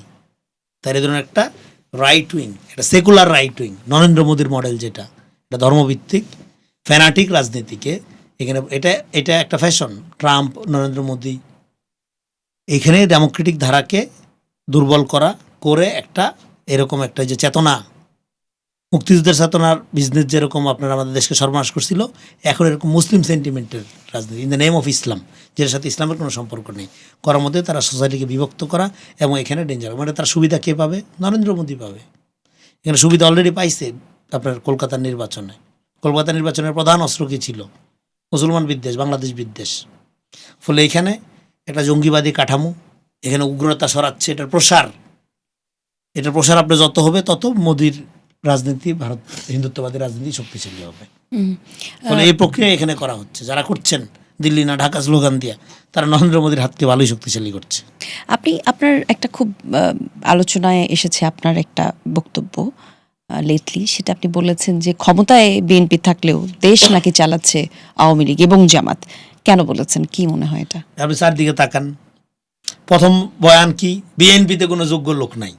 তো যোগ্য লোক কই সব থাকে? যোগ্য লোক সব থাকে জামাত, এনসিপিতে, এদের এখানে। বিএনপিতে যোগ্য লোক মানে কি? যোগ্য লোক তো ঢাকায় শুরু হয় নাই বিএনপিতে। বিএনপিতে সব কিছুর অভাব আছে, লোকের কোনো অভাব নেই। মানে আমি কি বলবো, যে ধরেন এখন কি ঘুষ ছাড়া কোনো চাকরি হয়? এখন আপনি বিএনপির একটা নেতার কাছে একটা রিকমেন্ডেশন নিয়ে একটা লোকের চাকরি দেওয়ার চেষ্টা করে দেখেন তো, সবার আগে বাদ পড়বে সে। আপনি নিশ্চিত? হ্যাঁ, আমি নিশ্চয়, আমি জানি সবার আগে বাদ পড়বে সে। ওই প্রক্রিয়াটা মেনটেন করে কারা? আগের থেকে যারা গুপ্তভাবে আওয়ামী লীগের সাথে ছিল, তারা তো ছিলই। আওয়ামী লীগের এরকম সাড়ের পতনের পরে তারা যে গুপ্তভাবে ছিল, সেটা ওখানে যারা আওয়ামী লীগের তারা জানতো না।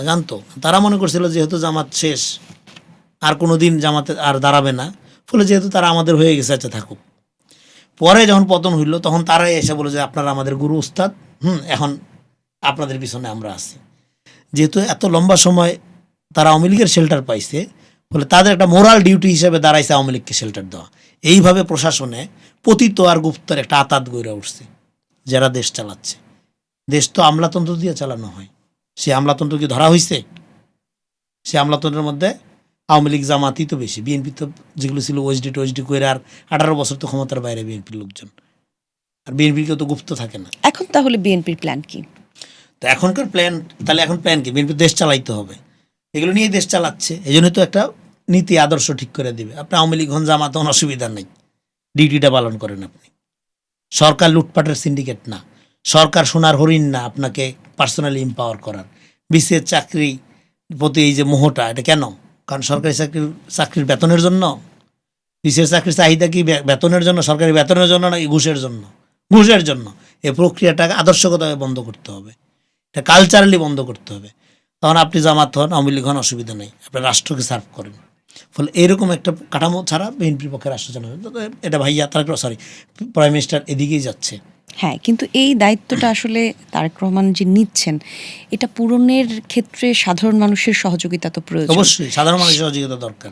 সেই সহযোগিতার জায়গা থেকে সাধারণ মানুষকে সেই জীবনমান, শিক্ষা, চিকিৎসা, স্বাস্থ্য ব্যবস্থা, সুবিধা, বাজার নিয়ন্ত্রণ, সেই জিনিসগুলো সরকার অফার করতে পারবে কিনা? না পারলে তো সেই ভ্যাকিউমটা থেকেই যাবে। এবং আপনি দেখেন, আপনি যে কথাগুলো বললেন তার প্রত্যেকটা জিনিস অগ্রাধিকার দিচ্ছে কিনা সরকার।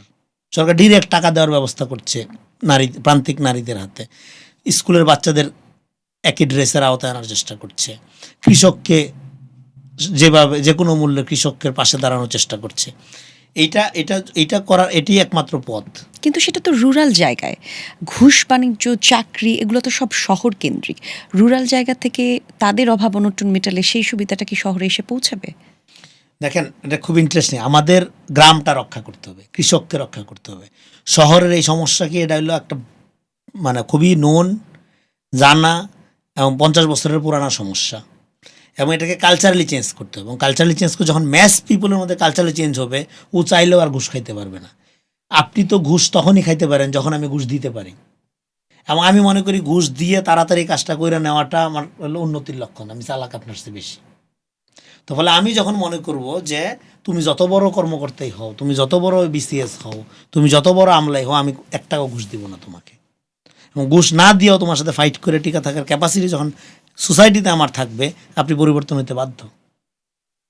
তো ফলে এটা একটা কাঠামোগত সংস্কার প্রক্রিয়ার মধ্যে দিয়ে গেলে আগে ম্যাস পিপলকে কালচারালি মোরালি অ্যাওয়ার করে তখন আপনি যেটা বলছেন, হ্যাঁ ক্রিমিনাল তো শিক্ষিত লোকরাই বেশিরভাগ ক্ষেত্রে, রাষ্ট্র লুটপাট করে তো শিক্ষিত লোকরাই, গরিব মানুষ তো লুটপাট করে না। তো ফলে এই তথাকথিত শিক্ষিত ক্রিমিনালগুলোকে সাইজ করতে হবে সমাজের, গ্রামের আপনার এবং সাধারণ কৃষক শ্রমিকদের এম্পাওয়ার করার মধ্য দিয়ে, নাহলে এটা হবে না। জিয়া রহমানের রাজনীতি এটাই। জিয়া রহমান কিন্তু একটা বিপ্লবী রাজনীতি করতো, এটা লাল নীল বই পড়া না, কর্মসূচি ভিত্তিক বিপ্লবী রাজনীতি। সেটাই তারেক রহমান অ্যাডাপ্ট করছে। এবং সেই বিপ্লবী রাজনীতির মধ্যে দিয়ে জনগণ যখন এম্পাওয়ার হয়ে যাবে, ও চেঞ্জ হইতে বাধ্য। তো ফলে বিএনপি রাজনীতি করা ইজ ভেরি ডিফিকাল্ট। যারা বিএনপি রাজনীতি করতে চায় বা বিএনপির ক্ষমতায় যারা আছে, অনেক মন্ত্রী বলে যে আগে জানলে মন্ত্রিত্ব নিতাম না, গরিব হয়ে যাচ্ছে। যে বড় ডাক্তার, রুগী দেখতো প্রাইভেটে রুগী 1 লাখ টাকা ডেইলি ইনকাম করতো, এই কয় টাকা মন্ত্রিত্বের বেতন? কোনো সুযোগ নেই। সো ছেড়ে দিতে চাচ্ছে অনেকে।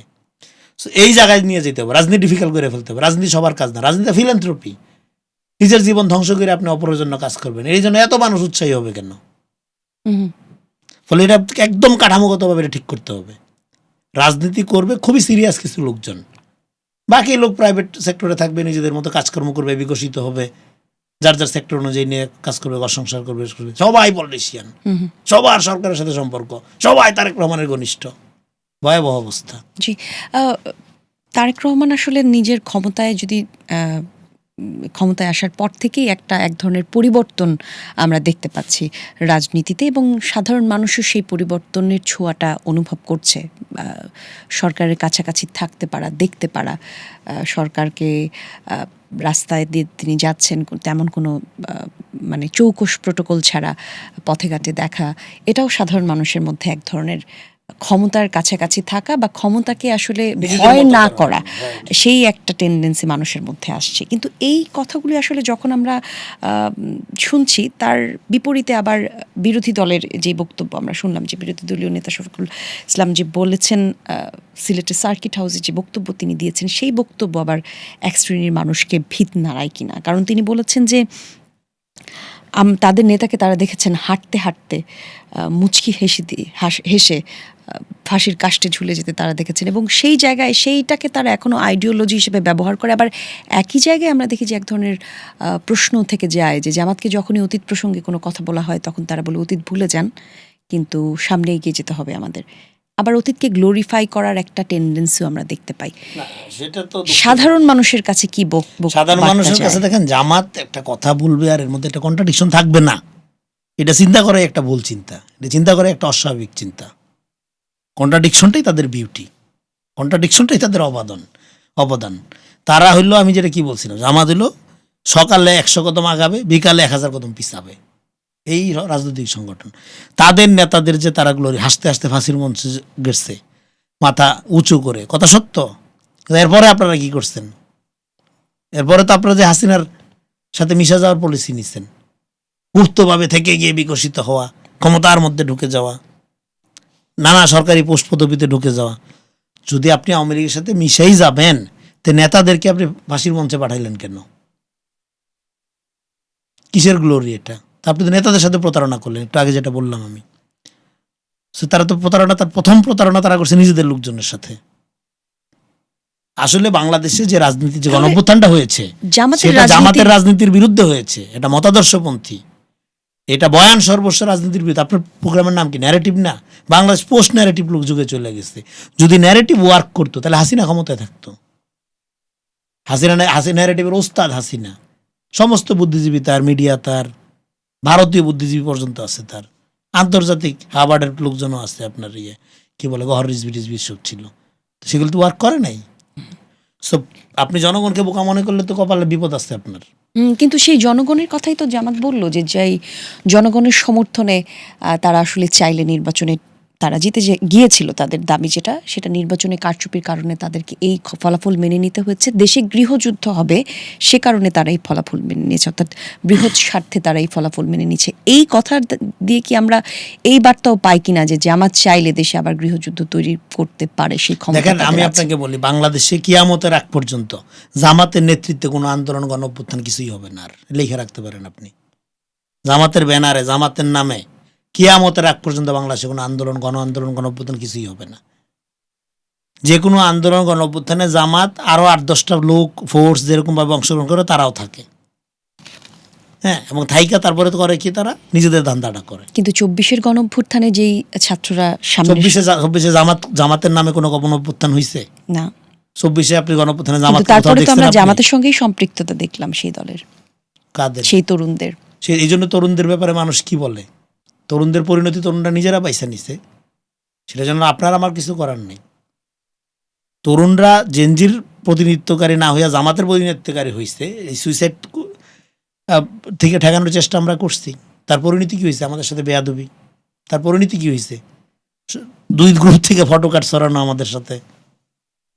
এটা তো মানে আপনার, এটা কি বলবো, যে এটা একটা সম্ভাবনা ছিল, নতুন রাজনৈতিক ধারা তৈরি হওয়ার, গণতন্ত্র আরো শক্তিশালী, বিএনপি আরো চ্যালেঞ্জে পড়ার, সেটা তারা নিজেরা নষ্ট করছে।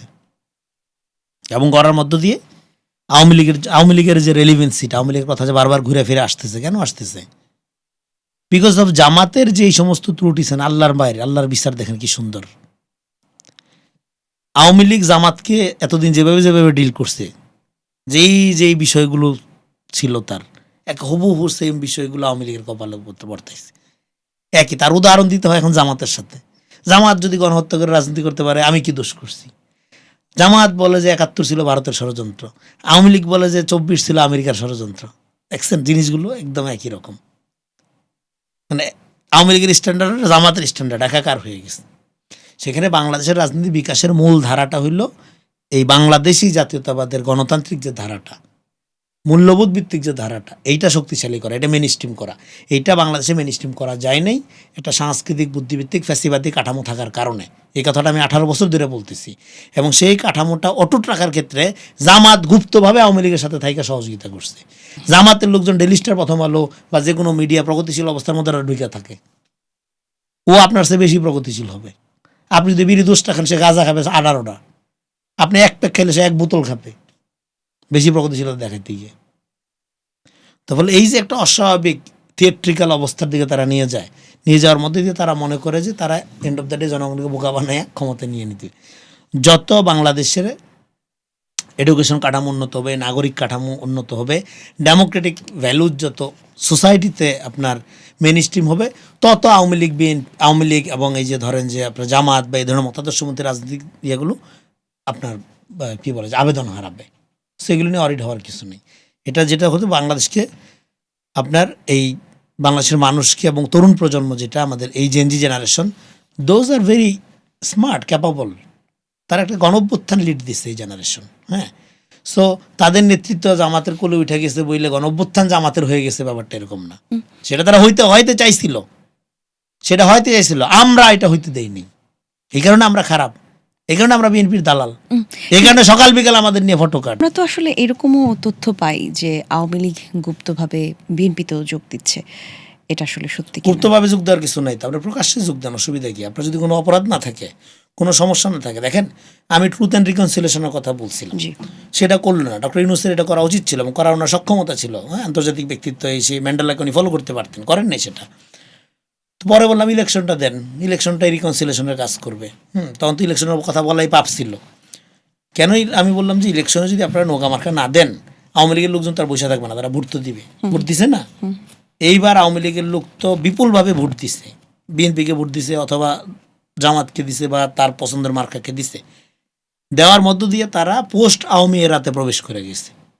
এক ধরনের পুনর্বাসন এই ইলেকশনের মধ্য দিয়ে হয়ে গেছে। জি, কিন্তু এই জায়গাটাতে আবার তাহলে জানতে ইচ্ছে ফলে আপনার যে ভোটার, যে আওয়ামী লীগের ভোটার আপনাকে ভোট দিয়ে নির্বাচিত করাইলো, সে আপনার দলে আপনার রাজনীতি করলে সমস্যা কি? এই জায়গাটাতে আসলে আরেকটা প্রশ্ন যুক্ত করতে চাই। তাহলে এই পুরো বাংলাদেশ থেকে আওয়ামী পন্থা অথবা আওয়ামী লীগ রাজনৈতিক দল হিসেবে একেবারেই যদি বাদ দিয়ে দেওয়া হয়, তাহলে সেটা একটা ভ্যাকিউম ক্রিয়েট করবে কিনা? না, ভ্যাকুয়াম ক্রিয়েট করবে না। নতুন রাজনীতি পৃথিবীতে ভ্যাকুয়াম বললে কিছু থাকে না। তো এই যে লোকগুলো নৌকা মার্কা ছাড়া ভোট দিতে পারতো না, সে ভোট দেয় নাই। মানুষ অভ্যাসের দাস, কথা সত্য। কিন্তু মানুষ ঠেকলে, হ্যাঁ, গরুর গোবরও তো খায়, খিদা লাগলে খায় না। তো অসুবিধা কি? নাই আওয়ামী লীগ, আপনি কি করবেন? জামাতের রাজনীতির ঘটনার কথা বললেন, আওয়ামী লীগের কথাও বললেন, তরুণ রাজনৈতিক দল এনসিপির ভবিষ্যৎ তাহলে কেমন হতে পারে? কোন পথে হাঁটছে এনসিপি? এনসিপি বললে তো আর কিছু নাই এখন। জামাত এবং এনসিপিকে আপনি কেউ আলাদা মনে করে? কোনো রাজনৈতিক বিজ্ঞ লোক আপনি যদি নিয়ে আসেন, আপনার সাথে যদি পরিচয় হয়, আমার ডাক দিয়ে আমি এসে দেখা করে যাব। আমি কোনো লোক পাই নেই যে যারা জামাতকে, এনসিপি এবং তার এই ফতেল্লা গুলেন মডেল, অনেকগুলো স্কুল খুলবে বিভিন্ন নামে, খুলে তারপরে একই বিক্রি করবে, একই জিনিস বিক্রি করবে, কোকাকোলা মডেল, তাই না? এটা এনসিপি আপনার প্রথম ধ্বংস হয়েছে তারা মাস্টার মাইন্ড গণঅভ্যুত্থানের ক্রেডিট দাবি করতে গিয়ে, মুজিবীয় কাঠামো, মুজিব বিরোধী মুজিবীয় কাঠামোর মধ্যে নিজেদেরকে নিতে গিয়ে। আমরা বললাম গণঅভ্যুত্থানের ক্রেডিট শুধু শহীদদের, জীবিতদের আছে দায়িত্ব। এবং এটা একটা গণঅভ্যুত্থানের কর্তা সত্তাটা প্লুরাল, এটা generational movement, Gen Z generational movement. হ্যাঁ, পুরা জেনারেশন জাতির পিতা, এককভাবে আমার আপনার ক্রেডিট বলে কিছু নেই।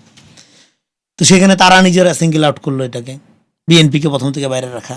হ্যাঁ, আমি বললাম এই গণঅভ্যুত্থানের man of the match Begum Khaleda Zia, man of the tournament ছাত্র জনতা। তো যাই হোক, তো তারপরে এই জন্য তারা খেপা নানা কারণে। তো এখন এই গণঅভ্যুত্থানকে প্রথমত তারা এটা মনোপলি করতে গিয়ে ওয়ান ডাইমেনশনাল সিঙ্গেল ন্যারেটিভ তৈরি করার মধ্যে দিয়ে বাংলাদেশকে প্রথম পোলারাইজেশন তারা শুরু করছে। তারপরে তারা নির্বাচনে কী করলো? ইসলামী ভোট ব্যাংক। তো বাকিগুলো কি অন ইসলামী? বাকি লোক যারা বিএনপি করে বা অন্যান্য দল করে অন ইসলামী, এরা কি মুসলমান না? তার কি মান নাই? বইলে আপনি ঐক্যবদ্ধ বাংলাদেশ নাম দিয়েও শুরু করলেন কি বিভক্তি করার মধ্য দিয়ে, নাম দিলেন ঐক্যবদ্ধ বাংলাদেশ। সো প্রত্যেকটা, এবং ঢাকা বিশ্ববিদ্যালয়ের নির্বাচনগুলো তারা কি খেলাটা দেখাইলো, কি প্রতারণাগুলো করলো তারা।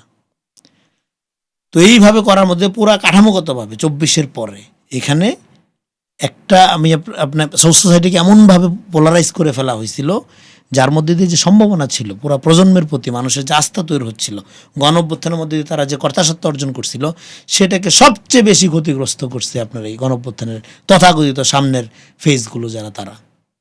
আমরা জানি বিপ্লব তার সন্তানদের খাইয়ে ফেলে, আর আমাদের এমন সন্তান বিপ্লবী খাইয়ে ফেলছে তারা। এটা খুবই দুঃখজনক হয়েছে, আনফর্চুনেট হয়েছে। এবং আপনার প্রশ্নে সরাসরি উত্তর হইল এনসিপির কোনো রাজনৈতিক ভবিষ্যৎ আমি দেখি না, এই কাঠামোতে অন্তত আমি দেখি না। এগুলি কোনো রাজনীতি না। এনসিপির পক্ষ থেকে অথবা বিরোধী দলের পক্ষ থেকে এখনো আমরা যেই অভিযোগটা শুনি সেটা হচ্ছে যে এনসিপি আসলে যেই রাজনীতিটা করতে চেয়েছিল বা জুলাইয়ের যে আকাঙ্ক্ষা সেটা বিএনপি এখন আর পূরণ করতে দিচ্ছে না, প্রতারণা করছে বিএনপি জুলাইয়ের আকাঙ্ক্ষার সাথে, জুলাইয়ের যে চিন্তা দেখেন, সেই এই কথাটা চিন্তার এই সাথে। কথাটা এতটা হাস্যকর। জুলাইয়ের আকাঙ্ক্ষার সবচেয়ে বড় ম্যানিফেস্টেশন হলো ইন্টারিম গভর্নমেন্ট, তাদের সরকার।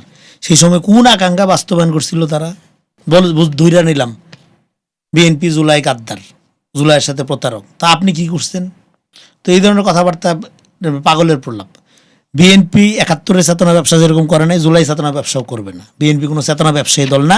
কিন্তু জুলাইয়ের প্রধান দায়িত্বটা, বাংলাদেশ পুনর্গঠন করার দায়িত্বটা, এইটা বাংলাদেশের জনগণ তারেক রহমানকে দিছে এবং তারেক রহমানকে এটা নিতে হবে। এটা শুরুর থেকে আমি বলে আসতেছি যে জুলাইয়ের দায়িত্ব যে নিবে, জুলাই তার। আপনি জুলাইয়ের ধরেন বড় নেতা, মহান নেতা, আপনি, আপনার নেতৃত্বে জুলাই হয়েছে, ঠিক আছে, কিন্তু আপনি জুলাইয়ের কেউ না যদি না আপনি দায়িত্ব না নেন। কিন্তু আপনি জুলাইয়ের সময় 10,000 মাইল দূরে ছিলেন, কোনো সমস্যা নেই। আপনি এসে সমস্ত দায়িত্ব নিচ্ছেন, আপনি এসে নিজেকে একজন কর্মীর মতো করে দেশ পুনর্গঠন করে নিচ্ছেন, জুলাই আপনার। এখন আসলে বাংলাদেশের যে অবস্থা, অর্থনীতি এবং আইনের কথা যদি বলি, একটি দেশের মূল ভিত বলা হয় আইন এবং সেই দেশের অর্থনীতি। বাংলাদেশের অর্থনীতি এবং আইন, এই দুইটা জায়গা আমরা এখন কোথায় দাঁড়িয়ে আছি? এটা আইনের শাসনের উন্নতিটা যতটা হওয়ার দরকার ছিল ততটা হয়নি, এটা ট্রু। এবং ততটা না হওয়ার পেছনে আপনার 18 মাসের যে কাঠামোগত মপতান্ত্রিক অবস্থা, এটা একটা বড় কারণ। ফলে এটা ডে বাই ডে ইমপ্রুভ করছে, আশা করি আরও ইমপ্রুভ হবে। এবং পুলিশের আপনার একটা মোরাল যেভাবে ভেঙে পড়ছে, এটা ঠিক করা এবং পুলিশকে বোঝানো যে দেখো হাসিনার। কিন্তু এই ইমপ্রুভমেন্টের জন্য কি কি পদক্ষেপ নিচ্ছে আসলে সরকার? এটা বুঝালো, কথা বলা? না, সরকার কিছু কিছু পদক্ষেপ নিচ্ছে। প্রথম পদক্ষেপগুলোর মধ্যে হলো ধরেন যে এই যারা ক্রিমিনাল ছিল তাদের বিচারগুলো করে ফেলা, করলে তাহলে পুরো বাহিনীর স্টিগমাটা কেটে যাওয়া। তো বাকিগুলো কনফিডেন্টলি মুভ করা, এটা একটা বড় স্টেপ। আর হলো যে আপনার নতুন রিক্রুটমেন্ট দরকার। এইটা একটা। আর অর্থনীতির দিক থেকে যেটা হলো বিএনপির পলিসিটা, এটা আমি যতটুকু বুঝতে পারি, বিএনপির এটা 3টা স্টেপে তারা পলিসিটা নিচ্ছে। একটা হলো যে প্রথম হলো আপনার জাস্ট প্রথম ধাপটাকে আপনি বলতে পারেন যে রিস্টোরেশন, মানে আগের যে অবস্থা ছিল এটা ফেরত আনা। তারপরে হইলো পুনর্গঠন, তারপরে প্রবৃদ্ধি। সো আগে হইলো পুনঃস্থাপন, মানে যেটা আগে অবস্থা ছিল ওই স্থিতিশীলতা ফেরে আনা। কারণ আগে অনিয়মের মধ্যে তো একটা নিয়ম ছিল, অনিয়মের মধ্যে তো একটা শৃঙ্খলা ছিল, এভাবে ব্যবসা বাণিজ্য হইতো, সিন্ডিকেটগুলো, এটা ভেঙে পড়ার মধ্য দিয়ে একটা টোটাল কেওয়াস। এবং 18 মাস এই কেওয়াসটাকে যারা শুধু নিজেদের লোক দিয়ে দখল করানো, নিজেদের মতো করে আপনার ইয়ে করার কারণে এটা আরও বাড়ছে। তো ফলে এখানে এলো আপনার আগে এলো পুনর্গঠন। পুনর্গঠনে মানে পূর্বাবস্থা, স্থিতি অবস্থা নেওয়া, তারপরে পুনর্গঠন প্রক্রিয়া এবং তারপরে প্রবৃদ্ধিতে যাওয়া এটা। এবং সেক্ষেত্রে আপনার কর্মসংস্থান বাড়ানো, সাধারণ মানুষকে ইকোনমিক্যালি এম্পাওয়ার করা। রুরাল ইকোনমিতে টাকা নাই, কারণ আপনার টাকা গ্রাম থেকে শহর হইয়া বাইরে পাচার হয়ে গেছে।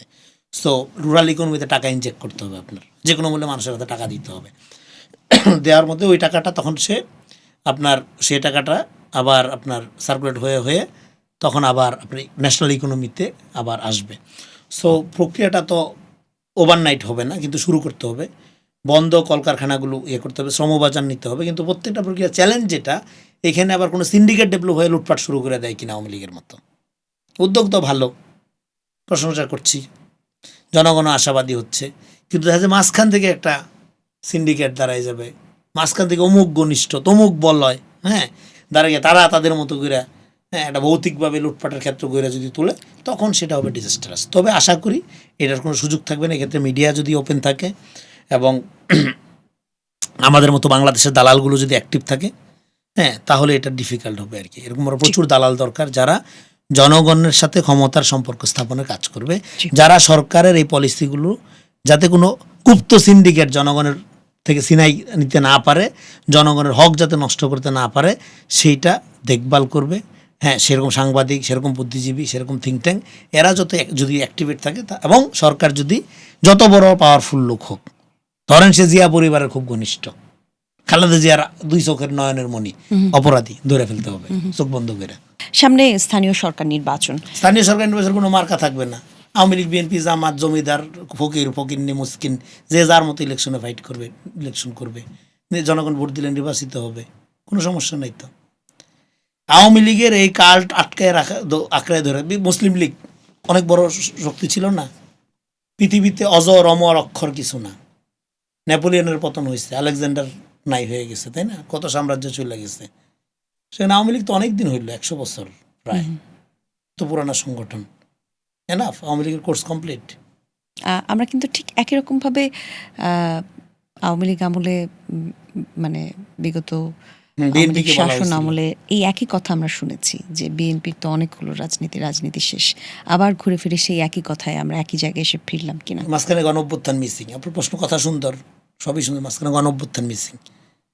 বিএনপির বিরুদ্ধে গণঅভ্যুত্থান হয়নি, আওয়ামী লীগের বিরুদ্ধে গণঅভ্যুত্থান হয়েছে, এবং বিএনপি গণঅভ্যুত্থান সিংহভাগে লিড দিছে এবং গণঅভ্যুত্থানের মধ্যে ছিল। কিন্তু সেটার তো আসলে একটা সঠিক বিচার প্রক্রিয়ার মধ্যে দিয়ে যাওয়া উচিত। আপনার সেটার বিচার একটা ইভেন্ট, বিইং অ্যান্ড ইভেন্ট, একটা দার্শনিক আলাপে ঢোকা উচিত। বিইং অ্যান্ড ইভেন্টের মধ্যে দিয়ে অলওয়েজ একটা নতুন জন্ম হয়। বিইং অ্যান্ড ইভেন্ট, বিএনপি তো শেষ হয়ে গেছিল, আসলেই তো শেষ হয়ে, এটা টিকা থাকা বলে যেটা 18 বছর টিকা ছিল, এই ইভেন্টের মধ্যে দিয়ে আবার জায়গা উঠছে, গণঅভ্যুত্থানের মধ্যে দিয়ে আবার জায়গা উঠছে। না হলে যেভাবে ছিল টিকে থাকা বলে এটা পশুর জীবন ছিল, তখন মানুষের জীবন ছিল না তো। তো এবং বিইং অ্যান্ড ইভেন্ট, এর মধ্যে বিইং আকারে হয়ে ওঠা, বিএনপি হয়ে উঠছে, দাঁড়াইছে, আর আওয়ামী লীগের পতন হয়েছে। সো আওয়ামী লীগেরও যদি ধরেন, এবং 71-এর মতো একটা বিগ ইভেন্টের ফ্যাসিলিটি আওয়ামী লীগ নিছে না, সুবিধা নিয়ে দেশকে এই জায়গায় নিয়ে আসছে না। সো একইভাবে এই ইভেন্টের ফলেও রাজনীতিকে নতুন জন্ম হবে, নতুন ইয়ে হবে, এটাই নিয়ম, এটাই নেচার, এভাবে ফাংশন করে, প্রকৃতি এভাবে ফাংশন করে। সেখানে আওয়ামী লীগ যদি মনে করে তার পুরানা কাঠামো, তার মাসেল পাওয়ার, তার মানি পাওয়ার, এগুলোর মধ্যে দিয়ে আবার সে ফাংশন করতে পারবে, নো, এটা হয় না, এভাবে ফাংশন করা যায় না। তাহলে ফেরাউনের ধারাবাহিকতা এখনও থাকতো, এটা কলাপস করে। হ্যাঁ, সেখানে যে লোকগুলো ছিল তারা, আপনি সেই রাজনীতির যদি কোনো রেলিভেন্সি থাকে, যদি কন্টেন্ট থাকে, সেটা নিয়ে ওপেনলি হাজির হইতে হবে আপনার। সেটা কেউ হাজির হোক, সেটা হাজির হলে দেখা যাবে শেখ পরিবারের মধ্যে কোবাকুবি শুরু হয়ে গেছে। হাসিনা স্যার একটা আওয়ামী লীগ নামায় দেখার চেষ্টা করেন, যারা নামাবে তাদেরকে আরেক দল পিটাবে। ফলে আওয়ামী লীগ যেই কাঠামোতে দেখেন, আওয়ামী লীগ ফিরবে কি ফিরবে না, আওয়ামী লীগ আসবে কি আসবে না, সহজ উত্তর আছে আমার কাছে।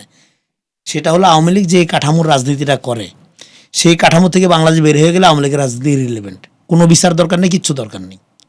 মানে কি, এটা প্রপার ডেমোক্রেটিক স্টেট হইলে কোনো লোক আওয়ামী লীগ করবে না। আওয়ামী লীগের সাবেক এমপি কিছু আছে না, বা মানে হাসিনার আপনার ত্যক্ত বিরক্ত হয়ে অত্যাচারে ত্যক্ত বিরক্ত ঘরের মধ্যে ঢুকে গেছিল, হ্যাঁ, এগুলো দেশেই আছে, এরাও কেউ আওয়ামী লীগ করবে না। আপনার কি ধারণা আওয়ামী লীগ যারা করতো তারা শুধু সুবিধা নেওয়ার জন্যই ওই দলে ছিল? আওয়ামী লীগ যারা করতো সুবিধা নেওয়ার জন্য থাকবে কেন? আওয়ামী লীগের একটা আদর্শের কারণেও অনেক লোক ছিল, কিন্তু সেই আদর্শের সাথেও তো হাসিনা প্রতারণা করছে। সেই আদর্শে কি বলছে, ছাত্রদের গুলি করে মারো। আওয়ামী লীগকে যারা রাজনীতি মনে করতো, যারা ভালোবাসতো, তারা কি বলছে হাসিনারা যে গুলি করে মারো, এইভাবে গুম করো, এভাবে টাকা পাচার করো? তারা তো বলে নেই। ফলে হাসিনা তো প্রথম প্রতারণা করছে তার নিজেদের লোকদের সাথে, তার সমর্থকদের সাথে। আপনি একই রকম কথা জামাতের বিরুদ্ধে বললেন। একই তো, দুটো তো একই দল, একই কাঠামোগত দল।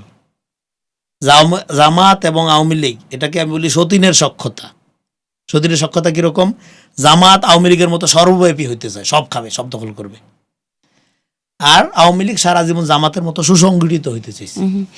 আপনি আপনার রাজনৈতিক বিশ্লেষণ থেকে আপনি কখনো জামাতকে বাংলাদেশের নেতৃত্বে দেখেন কিনা? না, আমি কখনোই দেখি না। জামাতের নামে বাংলাদেশে কোনোদিনও নেতৃত্ব দিতে পারবে না। এটা ন্যাশনাল মেমোরিতে আজীবন, এটা হাজার হাজার বছর ধরে মানুষ এটা পালন করবে। তারা এই দেশে গণহত্যার সহযোগী ছিল। এটা এই প্রজন্মের সাথে 71-এর অপরাধের কোনো সম্পর্ক নেই, হুইচ ইজ ফাইন, বাট এই লিগেসি, এটাকে বলে জেনিওলজিতে, এটা ন্যাশনাল মেমোরিতে, এটা আজীবন থেকে যাবে। ওই ন্যাশনাল ট্রাস্টে মানুষ এটা নিতে পারবে না।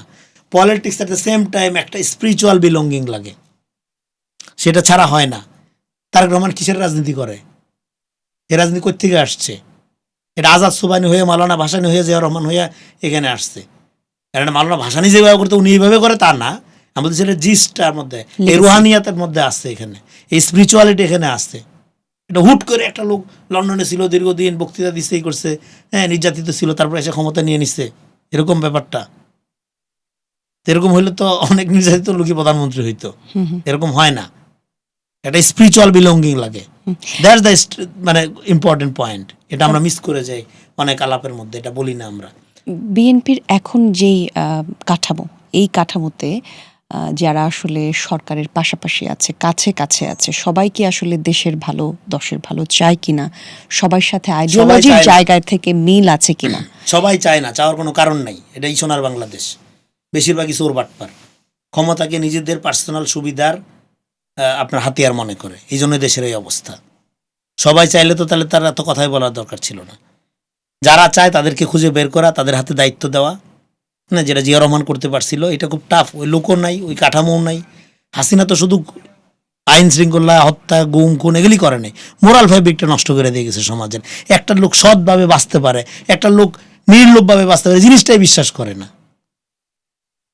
হ্যাঁ, ধরেন এজ এ থিঙ্কার আপনি আমাকে ক্ষমতার মধ্যে ডাকলেও আমি যাব না। আমাকে অনেক কিছু অফার করে, যে যখন আমাকে বলা হলো যে দালাল, প্রথম বললো কি বিএনপি আমার বার্তা দেয় না, পরে বললো যে না তারেক রহমান তো সবচেয়ে ঘনিষ্ঠ লোক এটা। হ্যাঁ, এরাই কিন্তু সবই বলতেছে নিজেরাই।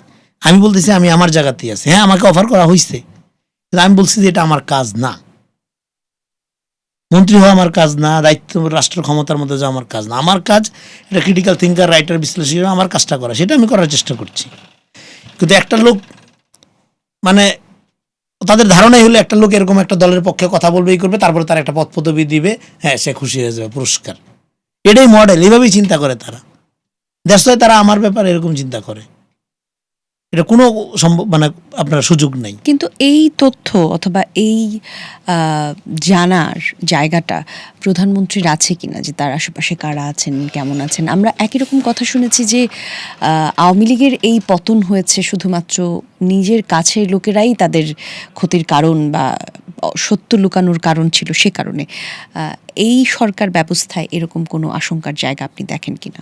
না, এটা ধরেন মানে এই প্রবণতা থাকে, কিছু কিছু জায়গায় থাকতে পারে, কিন্তু এই আশঙ্কাটা বিএনপির ক্ষেত্রে নাই। কারণ হলো অ্যাকর্ডিং টু জিয়া রহমান, জিয়া পরিবারটা মূল বৈশিষ্ট্য কী ছিল, এটা পরিবারতান্ত্রিক না। প্রথম অর্ডার ছিল কি, আমার পরিবারের লোকজন যেন আশেপাশে না থাকে।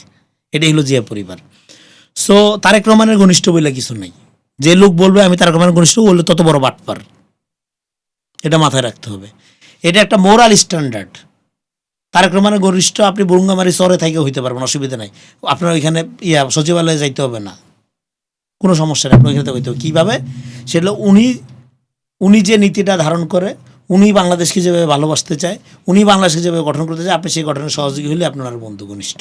জি, হ্যাঁ, ওনার সাথে গলাগুলি ধরে নাচানাচি করার কিছু নেই। আপনার বন্ধুত্বের ফর্মটা এরকম আর কি।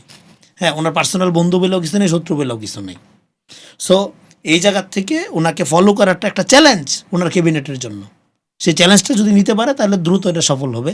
যদি নিতে না পারে সেক্ষেত্রে তারেক রহমানকে অ্যাক্টিভলি আইনি শাসন উইদিন তার ক্যাবিনেট প্রয়োগ করতে হবে। সেটা তো উনি বলছেও যে 180 দিন যাবে, তারপরে একটা ইনকোয়ারি হবে। এবং দেখে ধরেন আমি বললাম যে একটা উদাহরণ দিই, ধরেন আপনি মন্ত্রী, আমি তারেক রহমান, আপনি একটা অপরাধ করছেন, মিডিয়াতে তুলকালাম, প্রমাণ আছে, প্রোপাগান্ডা না, রিয়েলি আপনি অপরাধ করছেন, দুর্নীতি করছেন, স্বজনপ্রীতি করছেন, নিজের ছেলে মেয়ে বন্ধু বান্ধবের নামে প্রজেক্ট নিছেন, বাগাইছেন, হ্যাঁ সবই আছে।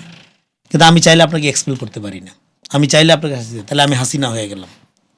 কারণ আপনি তো আমার কলিগ, আপনাকে তো জনগণ ভোট দিয়ে নির্বাচিত করছে, এমপি বা মন্ত্রী আপনি। তো ফলে আপনাকে শাস্তি দেওয়ার প্রক্রিয়াটাও এটা পার্সোনাল হইলে হবে না। আমি আপনাকে পছন্দ করি এই জন্য আমি যেমন আপনাকে রক্ষা করবো না, আমি আপনাকে অপছন্দ করি এই কারণে আমি আপনাকে শাস্তি দেবো না।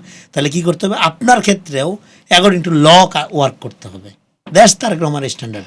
ধরেন একটা মন্ত্রীর ব্যাপারে যদি কালকে ধরেন একটা অপরাধ পাওয়া যায়, পরশু দিন তারেক রহমান তারা চেক করবে না। এটা করতে পারে না উনি। কেন পারে না? কারণ উনি হাসিনা না। তাকে চেক করতে হবে আইনানুগ প্রক্রিয়ার মধ্য দিয়ে, বিচারিক প্রক্রিয়ার মধ্য দিয়ে। তাহলে উনি এটা রাজা বাচ্চা হয়ে গেল যে যা না, আপনি যা বলবেন তাই। আপনি বললেই হ্যাঁ কল্লা কাটা যাবে, অথবা আপনি বললেই সে আপনার কি বলে যে মোহরের উপডৌগন পাওয়া যাবে। নো, এটা যা পানার আমল না।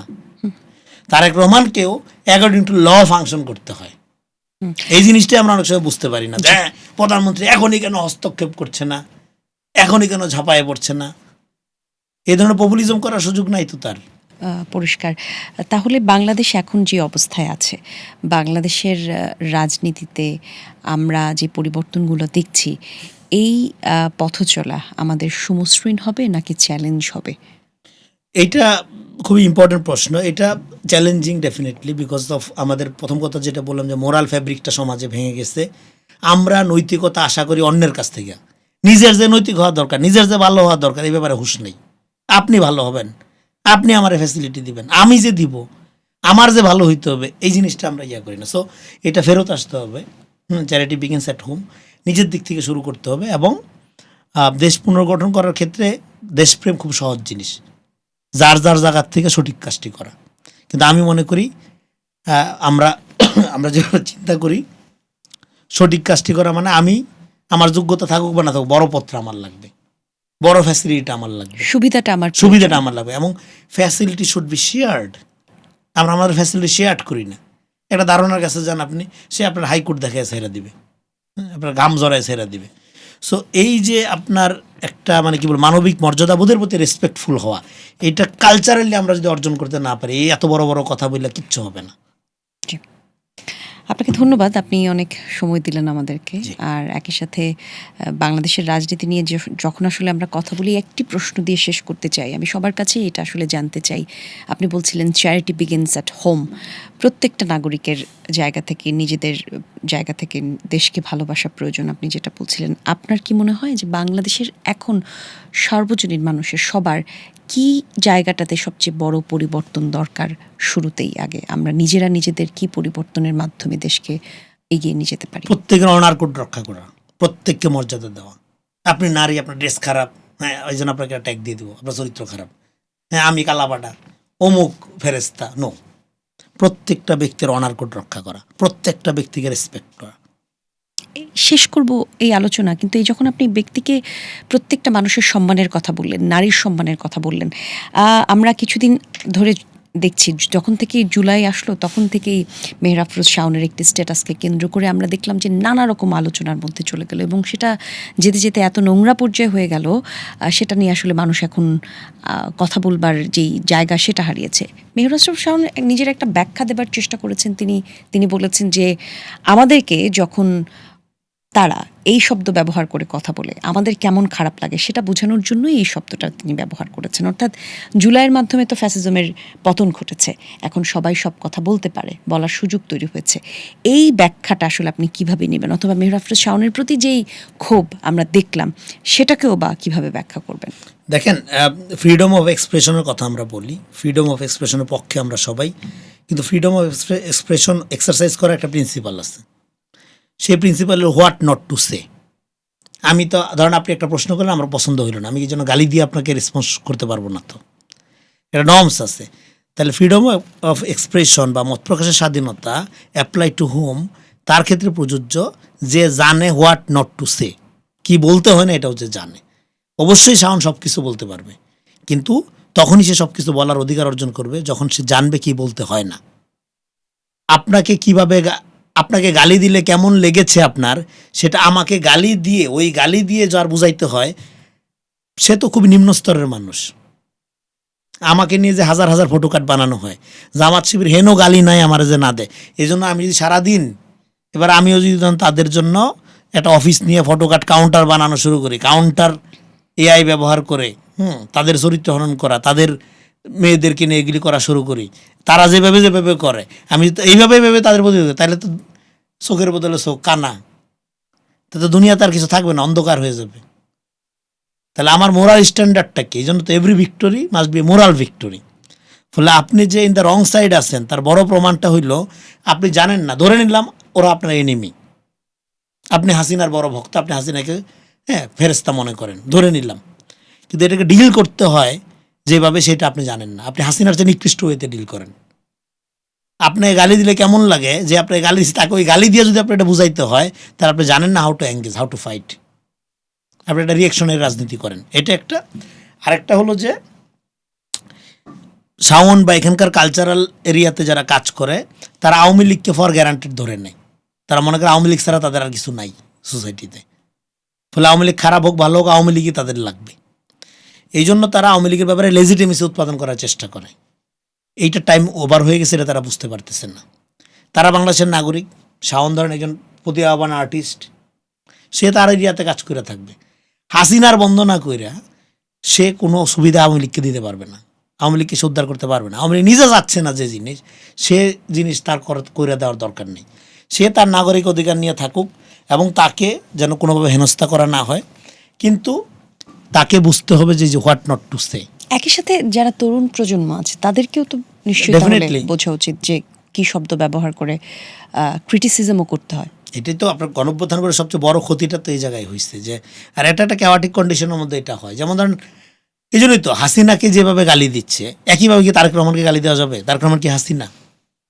কিন্তু তারা মনে করে প্রধানমন্ত্রী মানেই তো হাসিনা, সো গালি দিই। প্রবলেমটা হয়ে যাচ্ছে ওই জায়গায়। সো এটা ধরেন শাওন বা এই টাইপের যারা কাজ করছে তাদের এটা বোঝা উচিত যে তারা বাংলাদেশের প্রগতিশীলতা, বাংলাদেশের আর্ট কালচার, বাংলাদেশের নারী অধিকার এগুলোর সোল এজেন্ট আওয়ামী লীগ না। ফলে আওয়ামী লীগের বাইরেও আপনারা চিন্তা করতে পারেন। আর দেশ নিয়ে আপনার চিন্তা ভাবনা এখন কি, কেমন দেখছেন বাংলাদেশের এখনকার অবস্থা? আপনি কতখানি আশাবাদী? বাংলাদেশ নিয়ে আমি খুব একটা আশাবাদী না। কারণ হইল আপনার এটা স্লো এবং লম্বা সময় ধরে করতে হবে। আমার যেটা মনে হয়, আমাদের প্রচুর তরুণদের উচিত হইল পড়াশোনা করতে বাইরে চলে যাওয়া, অভিবাসী না, মানে শ্রমিক হিসাবে না, স্টুডেন্ট হিসাবে কোটি কোটি পোলাপান যদি আমরা বাইরে পাঠিয়ে দিতে পারি, তারা তখন গ্লোবাল রুচি, চিন্তা, চেতনা এগুলোর সাথে একটা মানে ইন্ট্রোডাকশনের সুযোগ পাবে। এবং তখন এখন যেহেতু যোগাযোগ ব্যবস্থার উন্নত হচ্ছে, তখন আমাদের এখানে কালচারাল পরিবর্তনটা দ্রুত হবে এবং মিডল ক্লাস যত বাইরে যাবে তত এই ফাঁকা জায়গাটা আপনার লোয়ার ক্লাস থেকে আইসা পূরণ হবে। এইভাবে একটা আপনার ইয়ে হইতে, কারণ ঘনবসতির দেশ, রিসোর্স কম, সব জায়গায় কামড়াকামড়ি। সো এটা নিয়ে আমি খুব বেশি আশাবাদী না। আমাদের একমাত্র কাজ হলো ইন্টেলেকচুয়ালি, ফিলোসফিক্যালি, কালচারালি আমরা যেন আপনার গ্লোবাল ইন্ডাস্ট্রিতে কন্ট্রিবিউট করতে পারি, সেই প্রচেষ্টা করা। কারণ ওভারনাইট এই কাঠামোগুলো চেঞ্জ হবে না। কিন্তু ওভারনাইট আমরা যেটা করতে পারি, আমি নিজেকে চেঞ্জ করতে পারি, আমি নিজেকে একটা নিজের উন্নত চিন্তাকে জায়গায় নিতে পারি। উন্নত করতে হ্যাঁ, তো পারি। ওই জন্য আপনার ধরেন যে এই জন্য গ্রেট যোদ্ধা, হ্যাঁ, দুনিয়া চেঞ্জ করার আগে রুমি যেটা বলছে, নিজেরে চেঞ্জ করে আগে। জি। That's the very crucial, fundamental and very toughest আপনার যুদ্ধ। সেইটা করা আমার মনে হয় সবচেয়ে জরুরি, রেদার দেন আপনার সোসাইটি, দেশ, হ্যাঁ, এগুলি কী করবে। সোসাইটি, দেশ নিয়ে আমরা সবাই চিন্তা করি ভালো, আলহামদুলিল্লাহ, এবং সবচেয়ে বেশি ক্ষতিও করি আমরা। জি। একটা তথ্য দিয়ে যে ধরেন, বাংলাদেশ পৃথিবীতে প্রথম প্লাস্টিক নিষিদ্ধকারী দেশ, দূষণের দিক থেকে এখন 9 নাম্বার।